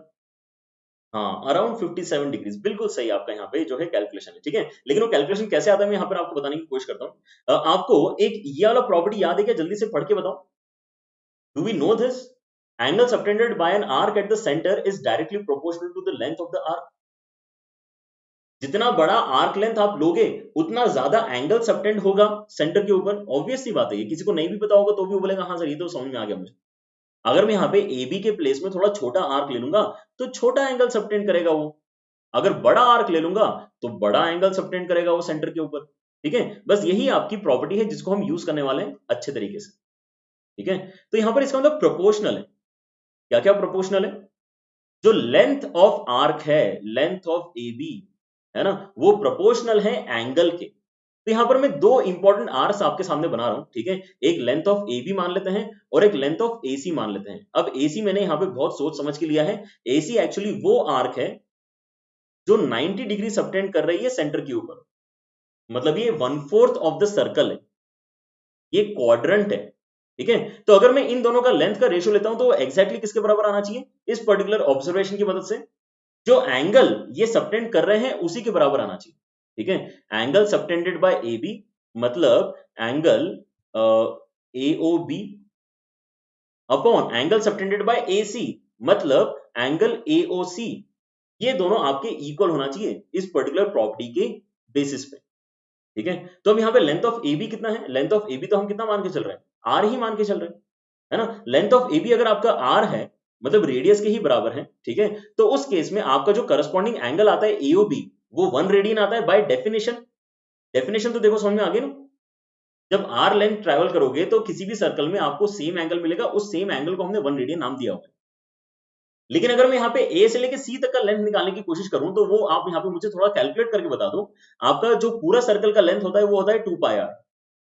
ठीक है, लेकिन हम उसका 1/4 पोर्शन ही यूज कर रहे हैं तो इसलिए मैं इसको 4 से डिवाइड कर रहा हूं। तो लेंथ ऑफ एसी कितना आ गया? 2 पाई आर अपॉन 4 के बराबर आ गया। ठीक है, और एंगल एओसी कितना है? एंगल एओसी यहाँ पे मैंने आपको बोला राइट एंगल है, ये राइट एंगल को क्या बोलते हैं हम? 90 डिग्रीज बोलते हैं। यस और नो? राइट एंगल को हम 90 डिग्रीज बोलते हैं। क्लियर हो रहा है? ऑलराइट, तो यहाँ पर आपका कन्वर्जन कैसे होगा? देखो यहाँ पे अच्छी बात क्या है, यहाँ पर अच्छी बात यह है कि आपका जो आर और आर है वो कैंसिल हो रहा है। ये बढ़िया हो गया, आर आपका कैंसिल हो गया। ठीक है, तो 1 रेडियन इसका मतलब कितना होना चाहिए? 1 रेडियन कितना होना चाहिए? यहाँ पे 90 को क्रॉस मल्टीप्लाई कर लेते हैं। So 1 radian is equal to, this is the thing that we were waiting for. 1 radian is equal to 90 into 2 upon pi, 180 upon pi। ये जो वैल्यू निकल के आ रही है ये 1 रेडियन की वैल्यू। ठीक है, और ये किस में निकला है? ये डिग्रीज में निकला है। राइट हैंड साइड वाली वैल्यू किस में है? डिग्रीज में है। तो क्या आप इसको कैलकुलेट करके बता सकते हो? Can you calculate this? 1 radian is equal to 180 degrees upon pi. अब पाई का वैल्यू हम सबको पता है ना, पाई का वैल्यू कितना होता है? पाई का वैल्यू होता है 22 अपॉन 7। अपॉन 7 यहाँ पे ऊपर चला जाएगा। तो अब यहाँ पे आप जल्दी से मुझे कैलकुलेट करके बताओ कि ये कितना आएगा। ठीक है, 180 अपॉन पाई, यस एग्जैक्टली। ठीक है, तो मेहनत करो थोड़ी सी, ये आना चाहिए आपका something around 57.3, this should be somewhere around 57.3 degrees, ये आपका 1 रेडियन होता है।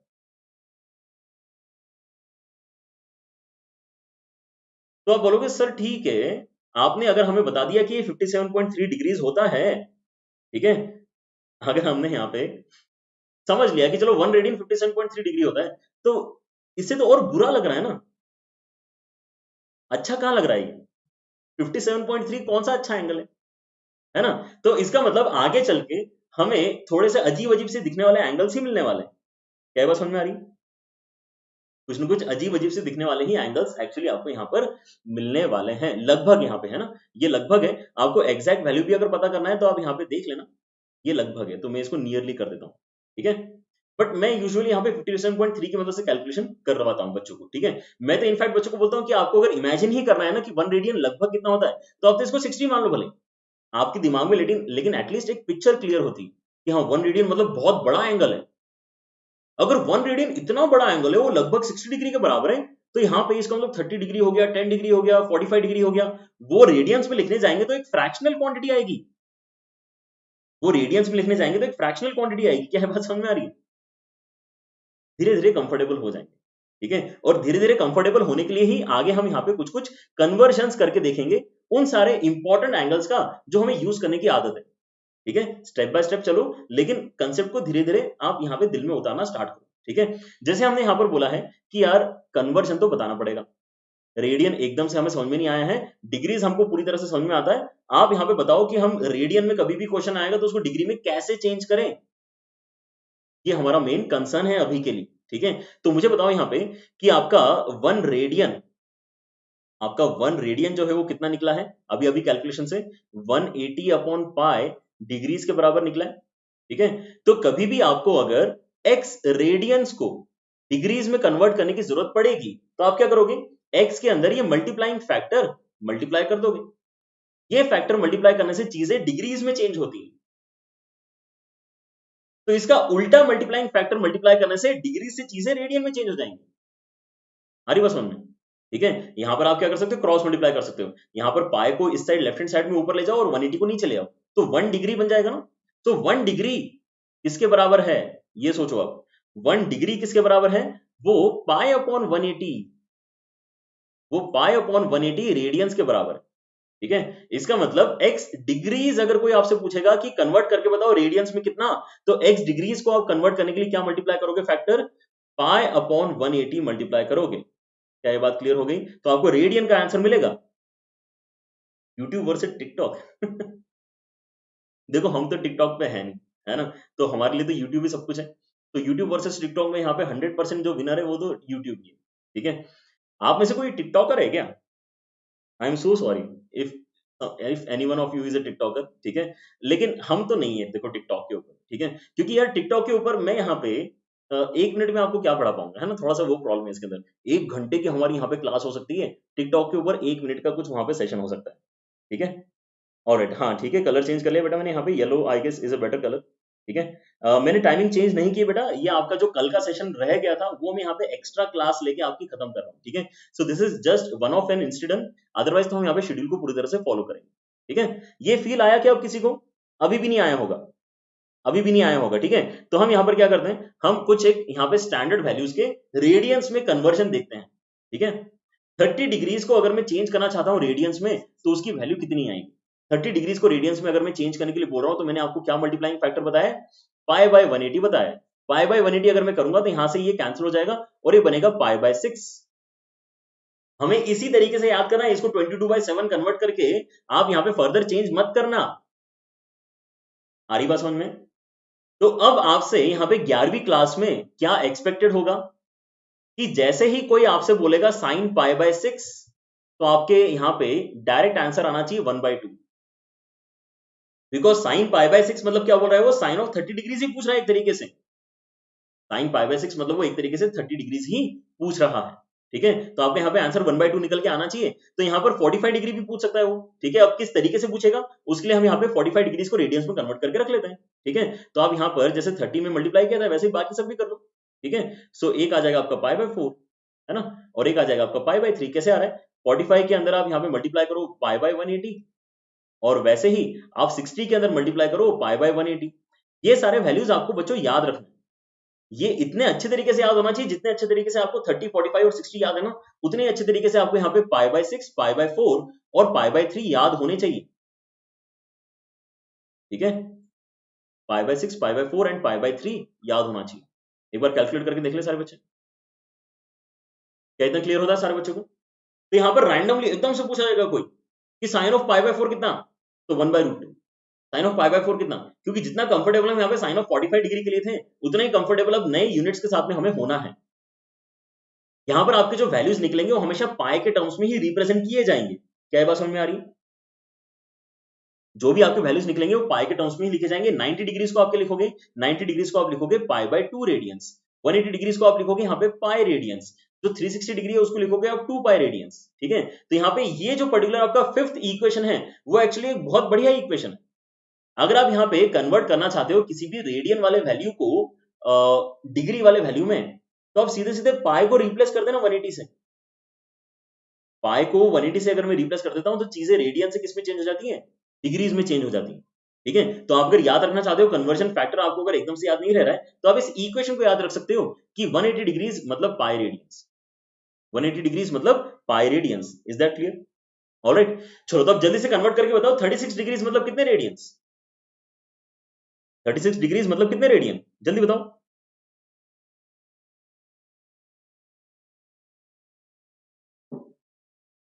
कुछ नया नहीं करना है, बस ये स्टैंडर्ड एंगल नहीं है अभी हमारे लिए। ठीक है, आगे चल के ये भी स्टैंडर्ड एंगल बनने वाला है, लेकिन अभी तो नहीं है। ठीक है, तो आपका जो 36 डिग्रीज है उसको आप कन्वर्ट करने के लिए मल्टीप्लाई क्या करोगे, आप पाई बाय 180 मल्टीप्लाई करोगे, तो यहाँ पे कैंसिल करके देख लो कितना हो जाएगा। कैंसिल करोगे तो यहाँ पे पाई बाय 5 आपको बनना चाहिए, पाई बाय 5 आपका बनना चाहिए, पाई बाय 5।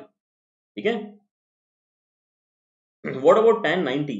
कंचन उस केस में आप यहाँ पे बोलोगे कि tan of pi by 2, because 90 is equal to pi by 2 ना, 90 is equal to pi by 2। तो जैसे tan 90 डिग्री को आप यहाँ पे सीधे सीधे नॉट डिफाइंड बोल देते हो, वैसे tan पाई बाय 2 को आप यहाँ पे नॉट डिफाइंड बोल दोगे, है ना, बिल्कुल कोई प्रॉब्लम नहीं। क्लियर हो रहा है, पाई बाय 5 आ गया सर बच्चों का। चलो अब अगला क्वेश्चन यहाँ पे ग्रेड वाला, 40 ग्रेड को आपको चेंज करके बताना है रेडियंस में, है ना। क्वेश्चन तो क्या है, रेडियन में चेंज करके बताओ, लेकिन इस बार ग्रेड को चेंज करके बताना है। तो क्या करना पड़ेगा इस बार आपको, अगर आपको ग्रेड में चेंज करना है तो आपको पहले यहाँ पे डिग्री में चेंज कर लो। तो आप यहाँ पे 40 को पहले डिग्री में चेंज करने के लिए क्या करोगे, 9/10 मल्टीप्लाई करोगे। ठीक है, और उसके बाद में पाई बाय 180 मल्टीप्लाई करोगे। तो अगर ये आप 2 स्टेप में कन्वर्जन कर लोगे तो आपको रेडियन वाला आंसर मिल जाएगा। अब यहाँ पे बाय चांस क्या हो रहा है, इसका भी वैल्यू कितना निकल के आ रहा है, पाई बाय 5 ही निकल के आ रहा है, क्योंकि आप जब यहाँ पे कैलकुलेशन करोगे तो आपका जो ग्रेड 40 ग्रेड कन्वर्ट हो रहा है वो एक्चुअली 36 डिग्रीज में ही कन्वर्ट हो रहा है। ये देख पा रहे हैं सारे बच्चे, है ना, ये 36 डिग्रीज में ही है, इसलिए इसका भी आंसर क्या आएगा, पाई बाय 5 ही निकल के आएगा। चलो एक बार और यहाँ पे लेवल थोड़ा सा चेंज करते हैं। क्या मैं यहाँ पे 10 डिग्रीज एंड 48 मिनट्स को चेंज करके बता सकता हूँ कि ये रेडियंस में कितना होगा, ये रेडियंस में कितना होगा, क्या मैं बता सकता हूँ? हाँ 2 पाई, जयंत यहाँ पे बोल रहा है 2 पाई बाय 10, हाँ 2 पाई बाय 10 मतलब पाई बाय 5। ठीक है, yes 40 grade is also pi by 5। Alright, चलो ये डेसिमल, ये जो आपका यहाँ पे डेसिमल वाला वैल्यू है वो कैसे चेंज करेंगे,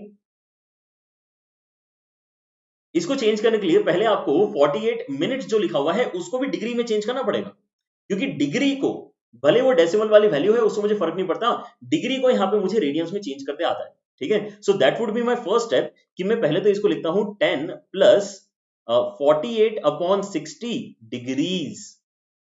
यहाँ पर जो यहाँ पे अलग अलग पोर्शंस थे 10 डिग्रीज एंड 48 मिनट्स, मैंने यहाँ पे क्या किया, इसको 10 डिग्रीज एंड 48 अपॉन 60 डिग्रीज में चेंज कर लिया। दोनों अब यहाँ पे डिग्री से तो इनको हम ऐड कर सकते हैं। ओके, आज क्लास होगा क्या 9 बजे? यस कुणाल, आज रात को 9 बजे क्लास होगा, तो आ जाना। ऐसा मत करना कि एक क्लास ही बहुत है दिन की, ऐसा नहीं है, ये तो कल की क्लास है जो हम ले रहे हैं। ठीक है, तो यहाँ पर बताओ कितना हो जाएगा, ये 10 हो गया, और यहाँ पे किससे कैंसिल हो रहा है, 12 से, 4 और 5 से कैंसिल हो रहा है। ठीक है, तो ये हो गया आपका डिग्रीज में कितना हो गया, ये हो गया 54 अपॉन 5 डिग्रीज। तो अगर इतना डिग्री आपको पता चल गया तो अब तो हम बहुत आसानी से आंसर कर देंगे इसका। यहाँ पर आपका जो आंसर आना चाहिए that is 54 upon 5 into pi by 180। ठीक है, यहाँ पे जो भी कैंसिलेशन हो रहे हैं वो जल्दी से करो और मुझे बताओ यहाँ पे क्या आंसर आपका निकल के आना चाहिए। ठीक है। 2 pi by 18, 3 pi by 50, yes Vinay का यहाँ पे आंसर ठीक लग रहा है मुझे, 3 पाई बाई 50 आपका यहाँ पे आंसर आना चाहिए। कैंसिलेशन करके सारे बच्चे एक बार देख लें, ठीक है। तो कन्वर्जन करते आ रहा है। इतने अजीब अजीब से एंगल आपको अब जो है डील करना होंगे इस साल। 3 पाई बाई 50 ऐसा कुछ तो आपको देगा वो साइन के अंदर लिखा हुआ, ठीक है। पाई बाय 5 लिख दिया, पाई बाय 5 समझ में ही नहीं आ रहा कितना है। पाई बाय 5 अगर समझ में नहीं आ रहा तो पाई रेडियंस की जगह 180 डिग्री सब्स्टिट्यूट करके आप उसको 36 में चेंज कर लेना, ठीक है। लेकिन यहाँ पे मैं एडवाइस करूंगा कि आप ज्यादा से ज्यादा रेडियंस के साथ में कंफर्टेबल हो जाएं, स्पेशली ये वाले angles 30 degrees, 45 degrees, 60 degrees, 90 degrees, 180 degrees, 360 degrees, ठीक है। ये जो आपके यहाँ पे रेडियन के कन्वर्जन है ये आपको डायरेक्टली पता होना चाहिए। साइन पाई बाय 6 अगर मैं आपसे पूछ रहा हूं तो आपको इसको रेडियन से डिग्री में चेंज करने की जरूरत नहीं पड़नी चाहिए, ठीक है। ऑलराइट, चलो, so that completes our basic understanding. जल्दी से इस क्वेश्चन का आंसर देके बताओ, degree measure of corresponding radian is 2 pi by 15। Radians को आप डिग्री में कितना बोलोगे, जल्दी बताओ। 2 पाई बाय 15 रेडियंस है, ऑलरेडी रेडियंस है वो, उसको डिग्रीज में चेंज करना है, तो यहाँ पे मल्टीप्लाइंग फैक्टर आपका चेंज होने वाला है। 2 पाई बाय 15 को अगर आपको डिग्रीज में चेंज करना है तो आपको उल्टा मल्टीप्लाई करना पड़ेगा, 180 अपॉन पाई मल्टीप्लाई करना पड़ेगा। Is that right? तो यहां से आपका पाई और पाई हो जाएगा कैंसिल, ठीक है। आगे यहाँ पे कैलकुलेशन करके बताओ कि आपका एबीसीडी में से क्या आंसर निकल के आएगा। 270 इज ऑल्सो इंपॉर्टेंट, यस राज, आगे चल के उसको भी याद कर लेंगे।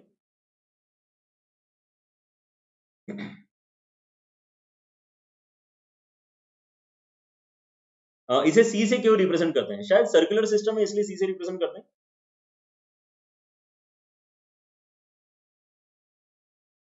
24, यस, ये कैलकुलेट तो करना है, ये इसको कैलकुलेट करो, 24 आपका आंसर निकल के आना चाहिए, ठीक है।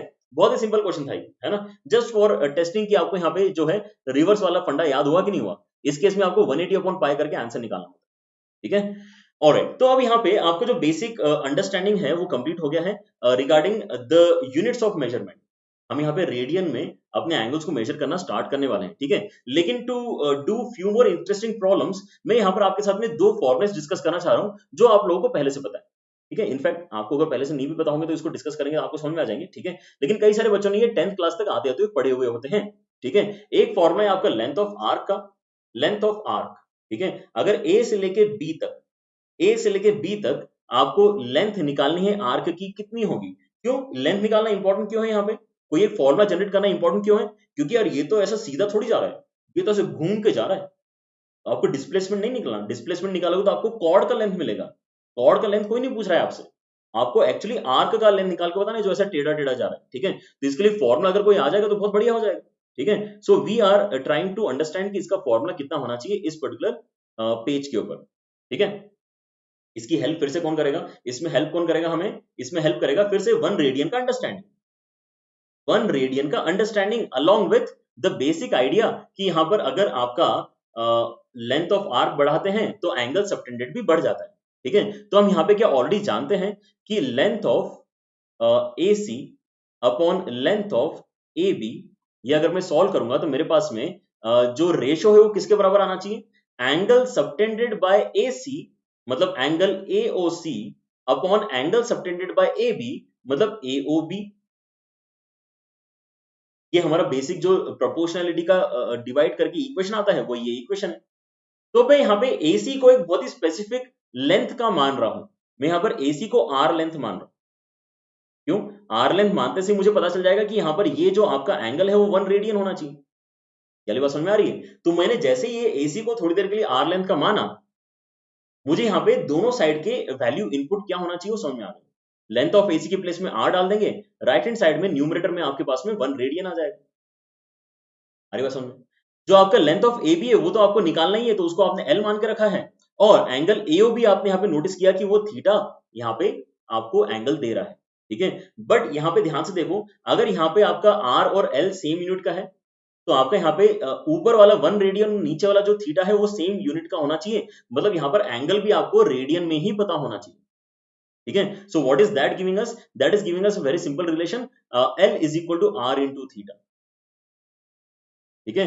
L is equal to R into theta, ये आपको फॉर्मुला पता होना चाहिए to find the length of arc, ठीक है। ये कहां से आता है? फिर से जो आपका बेसिक अंडरस्टैंडिंग रेडियन का है उसकी मदद से ये बिल्कुल सीधा सीधा निकल के आ जाता है। अगर मैं आपके साथ में डिस्कस करना चाह रहा हूं कि अगर आप एक कोई लेंथ ट्रैवल करके आर्क जनरेट कर रहे हो, तो वो आर्क जो है वो एक एरिया बाउंड करता है जिसको हम बोलते हैं सेक्टर। यहाँ पर जो मैंने येलो कलर से आपको मार्किंग करके दिखाई है, इसको हम बोलते हैं सेक्टर। इसका एरिया अगर आपको निकालना है तो इस बेसिक सा फॉर्मूला यूज करके आपके उसमें एरिया आ जाता है। ठीक है, ऐसा कैसे? ये बेसिक सा फॉर्मूला अप्लाई करके आपके उसमें इतना जल्दी आंसर कैसे निकल के आ रहा है? तो यहाँ पर फिर से हम बिल्कुल अपना बेसिक यूनिटरी मेथड अप्लाई करना चाह रहे हैं। ठीक है, यहाँ पर एक बार सोच के बताना मुझे कि अगर मैं यहाँ पे ये अपना जो ए बी मैंने ओ ए को रोटेट करते करते ओबी पे ले गया ना, मैं ओ ए जो था मेरे पास में उसको रोटेट करते करते ओबी तक ले गया, ताकि मेरे पास में यहाँ पे एक सेक्टर जनरेट होगा थीटा एंगल का। अगर मैं ओबी को रोकता ही नहीं, उसको पूरा घुमा देता, तो मेरा सेक्टर तो पूरा सर्कल बन जाता। आ रही बात समझ में? अगर मैं यहाँ पे ओबी को रोकता ही नहीं, तो ये पूरा का पूरा ओई तक आके पूरा एक सर्कल यहाँ पे फिल करवा देता, तो आपके यहाँ पे येलो शेडेड रीजन कितना आता? पूरा सर्कल आता। उस केस में आप क्या बोलते हैं कि आपका एंगल सबटेंडेड कितना हो गया सेंटर के ऊपर? 360 डिग्रीज हो गया। लेकिन 360 डिग्रीज किसके बराबर होता है? 360 डिग्री जरा देखें किसके बराबर होता है?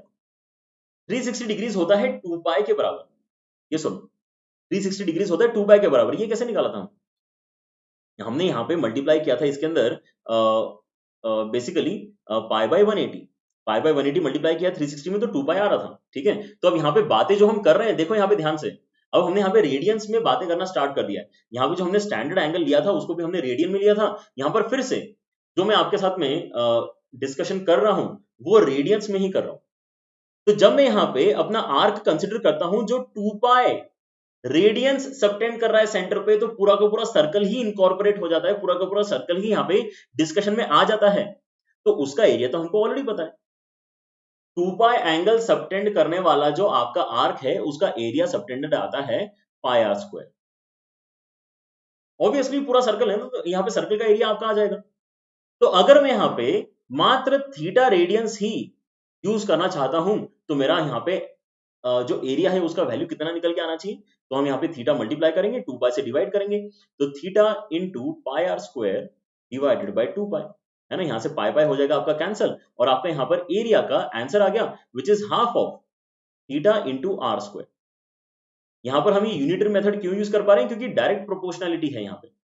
आपने यहाँ पे बचपन में डायरेक्ट प्रोपोर्शनलिटी, इनवर्स प्रोपोर्शनलिटी करके चैप्टर पढ़ा होगा। ठीक है, कुछ चीजें ऐसी होती हैं जो डायरेक्टली रिलेटेड होती है, कुछ चीजें इनवर्सली रिलेटेड होती है। ठीक है, जैसे कि अगर मैं स्पीड बढ़ा दूंगा तो मेरा ट्रैवल टाइम कम हो जाएगा। ठीक है, लेकिन अगर मैं स्पीड बढ़ा दूंगा तो डिस्टेंस कवर्ड ज्यादा हो जाएगा अगर मैं टाइम को कांस्टेंट रख रहा हूँ। ठीक है, तो कुछ चीजें यहाँ पे डायरेक्टली रिलेटेड होती है, कुछ इनवर्सली रिलेटेड होती है। यहाँ पर चीजें डायरेक्टली रिलेटेड, जितना ज्यादा आपका थीटा सबटेंड होगा उतना ज्यादा आपका एरिया होगा, इसलिए यहाँ पे डायरेक्ट प्रोपोर्शनलिटी वाला हम लॉजिक यूज करके half of theta R square angle बता पा रहे हैं। क्या बात समझ में आ रही? क्लियर हो गया? और ग्रेट। तो अब मैं यहाँ पर बताओ कि क्या हम इन फॉर्मुलेस को अप्लाई करके कुछ बढ़िया बढ़िया से क्वेश्चन में आंसर निकाल के बता सकते हैं क्या? जल्दी से इस क्वेश्चन का आंसर बताओ मुझे। If the arc of the same length in to circles subtend angle 65 degree and 110 degree at the center, then find the ratio of their radii। बहुत ही सिंपल सवाल है, बिल्कुल एनसीईआरटी लेवल का क्वेश्चन है ना। If the arcs of the same length, arcs of the same length, है ना, आपके पास में दो अलग अलग सर्कल है, एक आपके पास में छोटा सर्कल है और एक आपके पास में थोड़ा बड़ा सर्कल है। ठीक है, जो आपके पास में बड़ा सर्कल है, अगर आप उसके ऊपर कोई एक आर्क लेते हो, लेट अस से एल लेंथ का, तो वो एंगल सबटेंड करता है, यहाँ पे बड़ा वाले में एंगल सबटेंड होता है आपका 65 डिग्रीज के बराबर। लेकिन उतना ही आर्क लेंथ अगर आप छोटे सर्कल में लोगे तो वो ज्यादा एंगल सबटेंड करेगा। वो यहाँ पे एंगल सबटेंड कर रहा है 110 डिग्रीज के बराबर। ठीक है, तो आपको यहाँ पर बताना है कि लेंथ ऑफ रेडियस का रेशियो कितना होगा। 0 इन रेडियन 0 ही होता है तेजस। अच्छा सवाल है आपका, लेकिन उसका आंसर 0 ही है। 0 एंगल को 0 ही बोलना पड़ेगा। आप यहाँ पर 0 डिग्रीज के अंदर पाई बाय 180 मल्टीप्लाई करोगे तो 0 ही आएगा ना, कहाँ प्रॉब्लम है उसके अंदर? क्लियर? 1:2 नहीं नहीं नहीं नहीं, 13:22, 13:22 बोलना चाहिए या 22:13 बोलना चाहिए, उसमें आपका आंसर गड़बड़ हो जाएगा। ठीक है, यहाँ पर पहले जो दिया है आपको और बाद में जो दिया है वो ध्यान से देख लो। ठीक है, if the arc of the same length in two circle subtends 65 degree and 110 degree, तो यहाँ पे 65 वाला आपका फर्स्ट सर्कल है,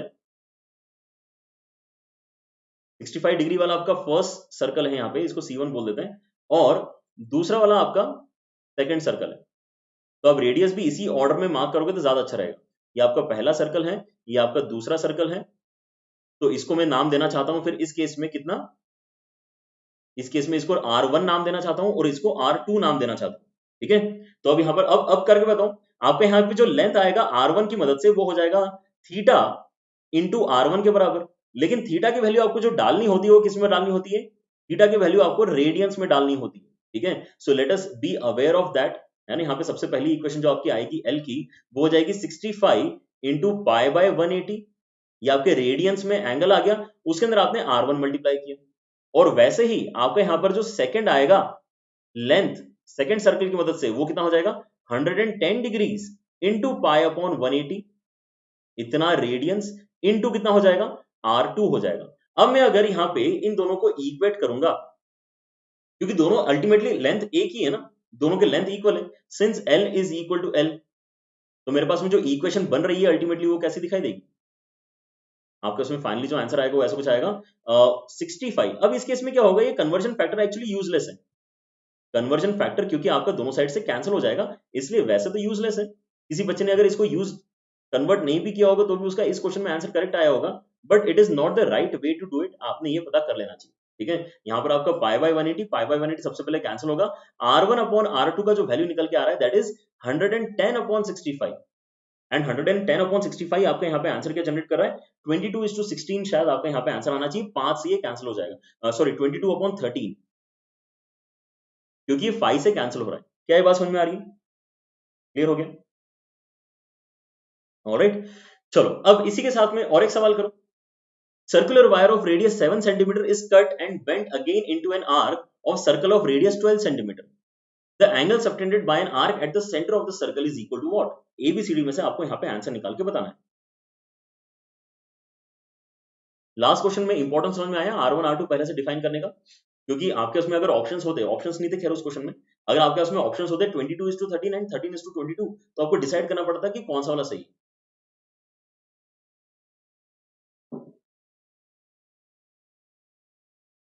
सूरज प्लस पे जो बेटा अभी कोर्सेज स्टार्ट हुए हैं, जस्ट ही स्टार्ट हुए हैं, so you need not worry, है ना। आपके पास में यहाँ पे जो ट्रिग्नोमेट्री का डिस्कशन यहाँ पे चल रहा है उसी को आप कैरी फॉरवर्ड कर सकते हो प्लस के ऊपर, ठीक है। तो अच्छी बात ये है कि ऑलरेडी जो अनअकैडमी जेईई के स्टूडेंट ट्रांजिशन करके प्लस के ऊपर जाते हैं उनको प्रॉब्लम बहुत कम फेस करना पड़ती है। पहली बात तो ये कि ट्यूनिंग जो यहाँ पे टीचर्स की बनी हुई है आप बच्चों के साथ में, वही ट्यूनिंग आपको वहां पर आगे देखने को मिलती है ना, जिस तरीके से हम यहाँ पे समझाते हैं वैसे कुछ वहां पर भी हम टेक्निक्स यूज करेंगे, तो आपको यहाँ पर फंडे जो है समझने में बिल्कुल भी दिक्कत नहीं आती।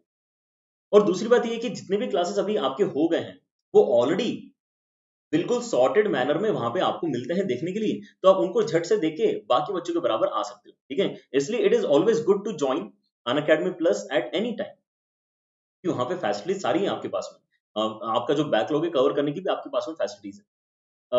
लेकिन फिर से बात तो यही है कि आपने अगर थोड़ा और जल्दी ज्वाइन किया होता तो आपको वही लेक्चर्स लाइव देखने को मिलते हैं, ठीक है। That's why joining earlier is always the better, ठीक है। चलो the circular wire of radius 7 is cut and bent, तो पहली बात है एक सर्कुलर वायर है जिसका रेडियस 7 के बराबर है, उसको आपने कट किया तो आपकी वायर की लेंथ कितनी हो जाएगी, आपकी वायर की बेसिकली जो लेंथ है वो इसके सरकमफेरेंस के बराबर हो जाएगी, तो सरकमफेरेंस कितना हो जाएगा इसका 2 पाई आर, 2 पाई आर मतलब 2 पाई 7, मतलब यहाँ पे हो जाएगा 14 पाई के बराबर। तो आपको इस सर्कुलर वायर को कट करके जो लेंथ ऑफ वायर मिला है उसका लेंथ है 14 पाई सेंटीमीटर के बराबर। अगर आप इसको फिर से एक दूसरे सर्कल के आर्क के फॉर्मेट में बेंट करना चाहते हो, ठीक है, जिसका रेडियस कितना है, जिसका रेडियस है 12 सेंटीमीटर के बराबर, ठीक है। तो आपका आर्क लेंथ तो चेंज नहीं होने वाला ना, आपका आर्क लेंथ तो अभी भी L 14 पाई के ही बराबर होगा। तो अब यहाँ पे एंगल सबटेंडेड आप बड़ी आसानी से निकाल सकते हो, क्योंकि आपको यहाँ पे रिलेशन क्या पता है, L is equal to theta into R. तो आपका L का वैल्यू आपने 14 पाई पहले से निकाल के रखा है, थीटा की वैल्यू आपको यहाँ पे निकालते आ जाएगी, क्योंकि रेडियस का वैल्यू आपको 12 पता है, तो थीटा का वैल्यू आपका आ गया, कितना आ गया 14 पाई बाय 12, ये आपका आंसर आ गया, मतलब 7 पाई बाय 6, ठीक है। अब लेकिन ये आंसर आपको डायरेक्टली दिख नहीं रहा, कोई दिक्कत नहीं है, तो हम यहाँ पे रेडियंस को डिग्रीज में चेंज कर लेते हैं। आपका जो रेडियन में आंसर 7 पाई बाय 6 है, उसको डिग्री में चेंज करने के लिए आप मल्टीप्लाई करोगे 180 upon pi, 180 upon pi multiply करके डिग्री में यहाँ पर आपका उसमें पाई पाई कैंसिल हो जाएगा, ये कैंसिल हो गया 30 बनाएगा, तो आपका आंसर यहाँ पे 210 डिग्री हो गया। Things are easy if you understand the concepts. यहाँ पर जो फंडे हैं उनको अप्लाई करना कोई खास मुश्किल काम नहीं। साइन इन्फिनिटी कितना होगा रोहन ये सब अपने दिमाग में आ कहां से रहा है, बट आ रहा है तो अच्छी बात है। तो रोहन का यहाँ पर आंसर देने की मैं कोशिश करूंगा। Before that let me show you one more question, ठीक है। इसका क्वेश्चन को सॉल्व करें सारे बच्चे। Find the area swept by the minute hand of a clock of length 6 centimetre in 20 minutes, ठीक है। यहाँ पे फिर से क्लॉक का क्वेश्चन है। क्लॉक का एक क्वेश्चन हमने यहाँ पे जो किया था उसके अंदर मैंने आपको ऑलरेडी बता दिया था, यहाँ पे दो नंबर्स के बीच में एंगल कितना होता है, दो नंबर्स के बीच में एंगल 30 डिग्रीज के बराबर होता है, ठीक है। ये वाला फंडा याद हो गया ना सारे बच्चों को, दो नंबर्स के बीच में एंगल 30 डिग्रीज के बराबर होता है, ओके। तो अब आपको 20 मिनट्स में कितना एंगल यहाँ पे कवर हो जाएगा उसकी मदद से एरिया निकालना है, कितना स्वाइप करेगा, एरिया स्वेप्ट, ठीक है। We can also change, Rachit is saying we can also change pi to 180 degrees, yes। लेकिन रचित यहाँ पे आप फिर ये दिमाग में मत डालना कि पाई इज 180। यहाँ पे रचित जो बोल रहा है वो मैं कभी बोलता नहीं हूँ, क्योंकि बहुत सारे बच्चे अल्टीमेटली फिर ये बोलने लग जाते हैं कि pi is 180। Pi is not 180, पाई तो 3.14 है, ठीक है रचित। ये दिमाग में गलती से ही मत लाना, ये मिसकंसेप्शन डेवलप हो जाता है कई बार। मतलब मैं तो कह रहा हूँ 180 अपॉन पाई करो ना, 180 अपॉन पाई करके पाई पाई कैंसिल करोगे तो अल्टीमेटली तो वही बन रहा है, ठीक है। लेकिन कभी भी आप ये नहीं बोलोगे कि pi is equal to 180। Pi radians is equal to 180 degrees, ये बिल्कुल सही है। बट पाई क्या होता है, पाई तो 22/7 ही होने वाला है जिंदगी भर, पाई तो 3.14 ही होगा, ठीक है। इस बात को अभी से समझ लो। तो रोहन का एक क्वेश्चन आया था कि सर साइन ऑफ इन्फिनिटी कितना होगा। आपकी बात बिल्कुल सही है बेटा, है ना, कि हम यहाँ पे बोल रहे हैं कि हम अब एंगल कितना भी बड़ा बना सकते हैं। जैसे कि यहाँ पर हम बोल रहे हैं 390, इनिशियली मैंने लेक्चर के इसमें डिस्कस किया था, तो 390 को बढ़ा के आप तो कितना ही कर सकते हो। अब यहाँ पे प्रॉब्लम यह है कि सर्कुलर सिस्टम हम कल से पढ़ना स्टार्ट करेंगे, कल से नहीं सॉरी, आज रात वाले लेक्चर से पढ़ना स्टार्ट करेंगे, ठीक है। तो आपको पता चलेगा कि इन्फिनिटी डालने पर भी आपके पास में कुछ ना कुछ वैल्यू निकल के आनी चाहिए थी, क्योंकि कोई रोक टोक तो हम यहाँ पे एंगल के ऊपर अब लगाना चाह नहीं रहे, ठीक है। बट प्रॉब्लम ये होता है कि हमें एग्जैक्टली इन्फिनिटी के बारे में नहीं पता। हमें साइन के बारे में तो पता है लेकिन हमें इन्फिनिटी के बारे में नहीं पता, इसलिए हम एक्चुअली साइन इन्फिनिटी का एग्जैक्ट वैल्यू नहीं बता पाते। हम एक रेंज बता पाएंगे कि साइन इन्फिनिटी कहां से कहां तक होना चाहिए, लेकिन हम एग्जैक्ट पिन पॉइंट करके नहीं बता पाएंगे कि साइन इन्फिनिटी कितना होगा, ठीक है। So I guess you would be interested to learn the topic that we will study in today's lecture at 9 PM, ठीक है। 9 बजे जो हमारा रेगुलर शेड्यूल है उसमें भी आप आज एक लेक्चर होने वाला है, ठीक है। Alright, 12 into pi, yes 12 into pi, 12 पाई, ये बिल्कुल सही आंसर बता रही बच्ची यहाँ पे। तो आप यहाँ पे 20 मिनट्स में देखो कि आपका मिनट हैंड जो है वो कहां से कहां तक चला जाएगा। तो लेट्स से यहाँ पर आपने स्टार्ट किया है एग्जैक्टली 12 के ऊपर से, आपने मिनट हैंड को 12 से स्वाइप करना स्टार्ट किया, 20 मिनट में आप कहां आ जाओगे, 20 मिनट में आप 4 के ऊपर आ जाओगे। अगर आप 20 मिनट में 4 के ऊपर आ गए हो तो आप एक सेक्टर यहाँ पे एक्चुअली स्वाइप कर चुके हो, आपको एक सेक्टर का एरिया निकाल के बताना है। तो अब ये जो आपका एंगल है वो कितना बनेगा, इस केस में आपका जो ये एंगल है, ये एंगल बनना चाहिए टोटल 4 इंटू 30, है ना, क्योंकि आपके पास में यहाँ पे 4 टोटल आपने नंबर्स क्रॉस कर दिए, ठीक है। तो 4 इंटू 30 मतलब आपके पास में टोटल यहाँ पे 120 डिग्रीज है। लेकिन एरिया का जो यहाँ पे आपका फॉर्मूला है उसके अंदर भी आपको थीटा जो बताना होता है वो रेडियंस में बताना होता है। तो 120 डिग्रीज को रेडियन में चेंज करने के लिए आप क्या करोगे, पाई बाय 180 मल्टीप्लाई करोगे and that will give you 2 pi bye 3, 2 pi bye 3। आपका थीटा आ चुका है, रेडियस आपको यहाँ पे उसने खुद ने दिया हुआ है। तो एरिया का फॉर्मूला क्या होता है, एरिया का फॉर्मूला होता है half of theta into R square. तो ये कितना हो जाएगा, हाफ ऑफ थीटा, थीटा की वैल्यू हम हमेशा रेडियंस में ही सब्स्टिट्यूट करते हैं, और आर स्क्वायर मतलब यहाँ पर हो जाएगा 36 के बराबर, ठीक है। तो आपका आंसर आ जाएगा यहाँ पे 6 पाई सेंटीमीटर स्क्वायर। ये आपका एरिया आ जाएगा सेक्टर का जो उसने स्वाइप किया। क्लियर होता है।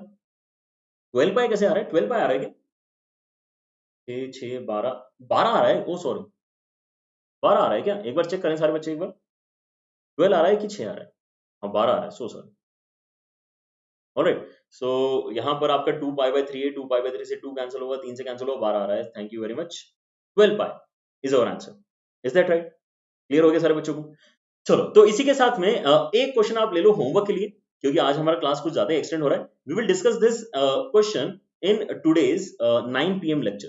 ठीक है, आज रात को 9 बजे जो हम मिलने वाले हैं आफ्टर पारस सर का लेक्चर, उसके अंदर हम इसका सॉल्यूशन डिस्कस करेंगे। तब तक आपको इसको सॉल्व करना है और कमेंट सेक्शन में इस लेक्चर के बताना है कि ABCD में से कौन सा आंसर यहाँ पर आपका सही से निकल कर आएगा।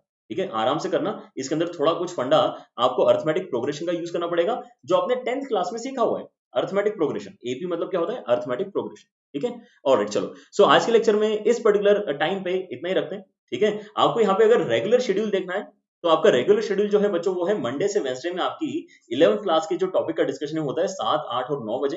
ठीक है, कल क्योंकि हमारी मंडे को क्लास नहीं हुई थी, इसलिए ट्यूसडे को हम अभी यहाँ पे इस समय क्लास ले रहे हैं।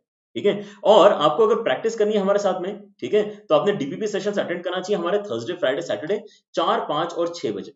ठीक है, अगर आप यहाँ पे साथ ही साथ 12 भी देखना चाह रहे हैं, 12 भी देख लो, कोई यहाँ पे रोक टोक नहीं है। बिल्कुल उसी तरीके से कोई रोक टोक आपको यहाँ पे सब्सक्रिप्शन प्लेटफॉर्म पर भी नहीं है। आप एक्चुअली कितने भी कोर्सेज अटेंड कर सकते हो, कितने भी लेक्चर्स आप देख सकते हो। इसलिए जो 11th और 12th के बच्चे हैं वो बहुत अच्छे तरीके से प्लेटफॉर्म को यूज करते हैं और अपनी प्रिपरेशन को कुछ ज्यादा ही फास्ट फॉरवर्ड में आगे बढ़ाते हैं। ठीक है, अगर आप भी उनमें से एक बच्चे हो जो यहाँ पे जल्दी से अपने सिलेबस को कंप्लीट करना चाहते हैं, then plus is definitely for you. तो आप यहाँ पर कैसे यूज कर सकते हो अनअकैडमी जेई को, आप 12th के भी लेक्चर्स देख सकते हो 7, 8 और 9 को, और उसकी प्रैक्टिस सेशन आज बेटा आपकी स्टार्ट होने वाली है। जैसे कि 4 बजे आपका सेशन यहाँ पे 4, 5 और 6 है ना, अभी उस यहाँ पे 10 मिनट में आपका सेशन स्टार्ट हो जाएगा। ठीक है, और it's a lot of things are going on. अगर आप यहाँ पे रेगुलरली फॉलो करते रहोगे तो आपको बहुत ज्यादा बेनिफिट मिलेगा। ठीक है, tinyurl.com/jei मोबाइल पे जाके आपको सारे के सारे लेक्चर एक साथ देखने को मिल जाते हैं। सो that is a great thing, इसको आपको कभी भी नहीं भूलना है। और आपको अगर ये चीज पसंद आई है, जितने सिस्टमैटिक तरीके से हम आपको यहाँ पे कंटेंट प्रोवाइड कर रहे हैं, ठीक है, पूरा कंटेंट प्रोवाइड कर रहे हैं, देन वी डेफिनेटली रिक्वेस्ट कि आप यहाँ पे एक ऑनेस्ट रिव्यू जरूर दें। अगर आप YouTube पे वीडियो बनाते हैं बाय चांस, तो आप YouTube पे वीडियो बना सकते हैं रिव्यू का। अगर आप कोरा पे आंसर्स लिखते हैं तो आप कोरा पे आंसर दे सकते हैं कि किस तरह से अनअकैडमी जेई आपको हेल्प कर रहा है इतने सिस्टमैटिकली पूरा कंटेंट प्रोवाइड करके। अगर आप फेसबुक पे भी हैं तो भी आप यहाँ पे दोस्तों को बता सकते हैं कि यहाँ पर अमेजिंग तरीके से आपको पूरा कंटेंट अवेलेबल है। तो अब यहाँ पे आपको बड़े बड़े अमाउंट खर्च करके क्वालिटी एजुकेशन के लिए दौड़ने की, भागने की बिल्कुल जरूरत नहीं है। आपको घर बैठे यहाँ पर सब कुछ मिल सकता है। ठीक है, आप हमारा टेलीग्राम ऐप के ऊपर जो ग्रुप है वो ज्वाइन कर सकते हो bye typing in tinyurl.com/unacademychat in your browser. और आप यहाँ पे सब्सक्रिप्शन प्लेटफॉर्म अगर ज्वाइन करना चाहते हो, then best day is always today. ठीक है, आप जिस भी दिन से ज्वाइन करोगे उस दिन से आपको लाइव क्लासेस अटेंड करने को मिल जाएंगी, और जो उसके पहले हो चुका है वो आपको रिकॉर्डेड फॉर्मेट में पूरी तरह से एक सिस्टमैटिक वे में देखने को मिल जाएगा। उसके अंदर कोई भी अगर आपके डाउट्स है तो आप ऑब्वियसली टीचर के साथ में डिस्कस कर सकते हो। ठीक है, so that is the benefit of taking Unacademy subscription. ठीक है, यहाँ पर सारे लेक्चर्स लाइव होते हैं, उसके बाद में वो रिकॉर्डेड फॉर्मेट में बच्चों को मिलते हैं, ताकि उनको अगर बाय चांस रिवीजन भी करना है, जो बहुत सारे बच्चे करते हैं, ठीक है, तो वो एक फैसिलिटी यहाँ पर आपको मिल रही है। साथ ही साथ आप यहाँ पे एजुकेटर के साथ में क्योंकि इंटरेक्ट करके पढ़ रहे होते हो, तो आपको कहीं पर भी अगर दिक्कत आती है तो आप उसी समय डाउट पूछ लेते हो। ठीक है, और एजुकेटर उसको इन्वॉल्व करता है अपने आगे के डिस्कशन में। ठीक है, so that is a great thing. यहाँ पर पोल का और लीडर बोर्ड का फीचर है। अगर क्वेश्चन आपको यहाँ पे पुट ऑन किया जाता है स्क्रीन के ऊपर कभी भी, तो एक पोल रन किया जाता है, जिससे आउटपुट क्या है, आउटपुट ये टीचर को पता चलता है कि किस बच्चे ने कितने जल्दी आंसर दिया, कौन ऐसे बच्चे हैं जो अभी लैग कर रहे हैं, कितने बच्चों ने गलत आंसर दिया। तो अगर गलत आंसर देने वाले बहुत सारे बच्चे हैं, तो एक नया एक इंटरेस्ट बनता है टीचर के अंदर कि हाँ, इसको इसका मतलब इस पर्टिकुलर क्वेश्चन को समझाने में ज्यादा एफर्ट लगानी चाहिए, क्योंकि बच्चों को ये वाला क्वेश्चन समझ में नहीं आया। ठीक है, so such things are incorporated in this particular platform. आपने यहाँ पर इसको एक बार जरूर एनालाइज करना चाहिए। यहाँ पर सबसे बढ़िया बात क्या है, टेस्ट सीरीज भी मिल रही है, डाउट क्लियरिंग सेशंस भी मिल रहे हैं, आपको यहाँ पर मल्टीपल कोर्सेज मिल रहे हैं। तो यहाँ पर हमारे अनअकैडमी जेई की जो टीम है वो आपके 11th और 12th के कोर्सेज तो ले रही है, लेकिन इंडिया के और भी टॉप एजुकेटर्स हैं जो एक्चुअली ऑथर्स हैं उन बुक्स के जो आप रेफर करते हो, उनके भी कोर्सेज जाके आप एक्चुअली अपने अंडरस्टैंडिंग को बढ़ा सकते हो। यहाँ पर नए कोर्सेज को अटेंड करने के लिए अलग से पे नहीं करना पड़ता, यू हैव टू पे जस्ट वंस। ठीक है, आपको केवल अनअकैडमी सब्सक्रिप्शन ज्वाइन एक बार करना है अपने गोल को अचीव करने के लिए। उस गोल को अचीव करने के लिए उसमें जितने भी टीचर्स हैं, जितने भी फैसिलिटीज हैं, आप सारी यूज कर सकते हो विदाउट एनी रिस्ट्रिक्शन। इसका ये मतलब है कि आप अगर 11th में हो और आप अगर तेज हो थोड़े बाकी बच्चों से, तो आप यहाँ पे 12th के सेशन भी साइड बाय साइड देखना स्टार्ट कर सकते हो, ताकि आप बाकियों से कंपैरिजन में काफी लीड में आ जाओगे। ठीक है, so this can be done. अगर आप 12th में हो तो आप पीछे जाके अपने वीक टॉपिक्स को देख सकते हो साइड बाय साइड, क्योंकि यहाँ पे आप 11th क्लास भी अटेंड कर सकते हो, 12th क्लास भी अटेंड कर सकते हो। ठीक है, that is the beauty of Unacademy subscription. This is a single subscription platform. तो आप अनअकैडमी का लर्निंग ऐप डाउनलोड करो अभी के अभी, अगर आपने अभी भी नहीं किया है तो, और उसके अंदर जो प्लस सेक्शन है उसमें IIT जेईई जो आपका गोल है ना, उसको सब्सक्राइब करो। बेसिकली आपको ये बताना है कि आप कितने समय के लिए यहाँ पर हमारे साथ जुड़े रहना चाहते हो और पढ़ना चाहते हो। जो यहाँ पे सबसे अफोर्डेबल प्लान है उसका डिस्कशन मैं आपके साथ में कर लेता हूँ। 2 साल का जो बच्चों यहाँ पर आपका प्लान है वो अगर आप लेते हो समीर लाइव कोड के साथ में, समीर लाइव बेसिकली अगर आप यूज कर रहे हो तो मुझे ये पता चलता है कि आप यहाँ पे मैथमेटिक्स एंजॉय कर रहे हो अनअकैडमी जेईई चैनल के ऊपर, और आप फर्दर यहाँ पे मैथमेटिक्स पढ़ने के लिए, अपने मैथमेटिक्स को स्ट्रॉन्ग करने के लिए अनअकैडमी सब्सक्रिप्शन प्लेटफॉर्म ज्वाइन करना चाहते हो। ठीक है, तो यहाँ पर समीर लाइव कोड उस वजह से आपने यूज करना चाहिए, और अगर आप ये यूज करते हो तो आपको एडिशनल 10% डिस्काउंट भी मिलता है, which is the maximum possible discount, और आपके यहाँ पर जो प्राइस है वो फर्दर अफोर्डेबल हो जाती है। इसकी अफोर्डेबिलिटी की अगर आपको जो हद है वो अगर समझनी है तो आपने इसको डिवाइड करना चाहिए 24 से, क्योंकि यहाँ पे 24 मंथ तक पढ़ने की ये आपको फैसिलिटी प्रोवाइड कर रहा है। तो उसकी मदद से आपको पता चलेगा कि पर मंथ आप कितना प्राइस पे कर रहे हो। आप केवल 1350 रुपए प्राइस पे करते हो पर मंथ, जहां पर आपको फिजिक्स केमिस्ट्री मैथ सब कुछ मिल रहा है, मल्टीपल एजुकेटर्स से मिल रहा है, आपके डाउट क्लियरिंग सेशंस हो रहे हैं, आपको यहाँ पे मटेरियल दिया जा रहा है सॉल्व करने के लिए, आपको लाइव इंटरेक्ट करने के लिए मिल रहा है टीचर के साथ में, आपको एक नेशनल लेवल की टेस्ट सीरीज देने को मिल रही है जिससे आपको ओवरऑल रैंक पता चलती रहेगी टाइम टू टाइम। ये सारे फैसिलिटीज अगर आपको यूज करना है 1350 रुपए। अगर आप लेकिन 1350 रुपए भी अफोर्ड अगर नहीं कर सकते हैं, then there is no need to force your parents. ठीक है, क्योंकि अनअकैडमी जेईई चैनल का यही रीजन है, यहाँ पर चलाने का मेन रीजन यही है कि इंडिया में कुछ बच्चे ऐसे भी हैं जिनके लिए 1350 रुपए पर मंथ अफोर्ड करना भी एक मुश्किल टास्क है। ठीक है, उन बच्चों ने अनअकैडमी जेईई चैनल को बहुत अच्छे तरीके से डेडिकेटेडली फॉलो करना चाहिए। ठीक है, यहां पर जो आपके साथ में कंटेंट डिस्कस किया जा रहा है that is kind of A gold mine. आप इसको अगर अच्छे से करोगे, लेकिन साथ में यहाँ पर आपको क्या मेहनत करनी पड़ेगी, जो एडिशनल फैसिलिटीज जो प्लस वाले बच्चे हैं उनको मिलती है, वो अगर आप कुछ और करके समहाउ मैनेज कर पाओगे तो आप भी यहाँ पे बहुत अच्छी रैंक एक्चुअली क्रैक कर सकते हो। ठीक है, तो उसके लिए आपको सब्सक्राइब करना है, बेल आइकन प्रेस करना है, और अगर आपको लेक्चर्स पसंद आते हैं तो लाइक करके शेयर जरूर किया करो। ये हमारे मेन जो है एनर्जी के सोर्स होते हैं। ठीक है, so we will be waiting for all your comments. ठीक है, आप यहाँ पे जो होमवर्क क्वेश्चन है उसका आंसर यहाँ पे जल्द से जल्द दे सकते हैं कमेंट सेक्शन में, और हम रात को फिर से मिलने वाला है एक और सेशन के साथ। ठीक है, तो आपको बच्चों अनअकैडमी जेईई के साथ साथ पता होना चाहिए कि Unacademy NEET, Unacademy 9th-10th and Unacademy 11th-12th पर भी इतने ही क्वालिटी एजुकेशन डिलीवर किया जा रहा है। बाय चांस आपकी नजर में कोई ऐसे बच्चे हैं जो क्वालिटी एजुकेशन के लिए तरस रहे हैं, ठीक है, तो उन बच्चों को आपने डायरेक्ट करना चाहिए इन चैनल्स के ऊपर भी, क्योंकि मेडिकल की तैयारी करने वाले, फाउंडेशन की तैयारी करने वाले और 11th-12th की तैयारी करने वाले यहाँ पर कई सारे बच्चे हैं जिनको क्वालिटी एजुकेशन नहीं मिल पा रहा है।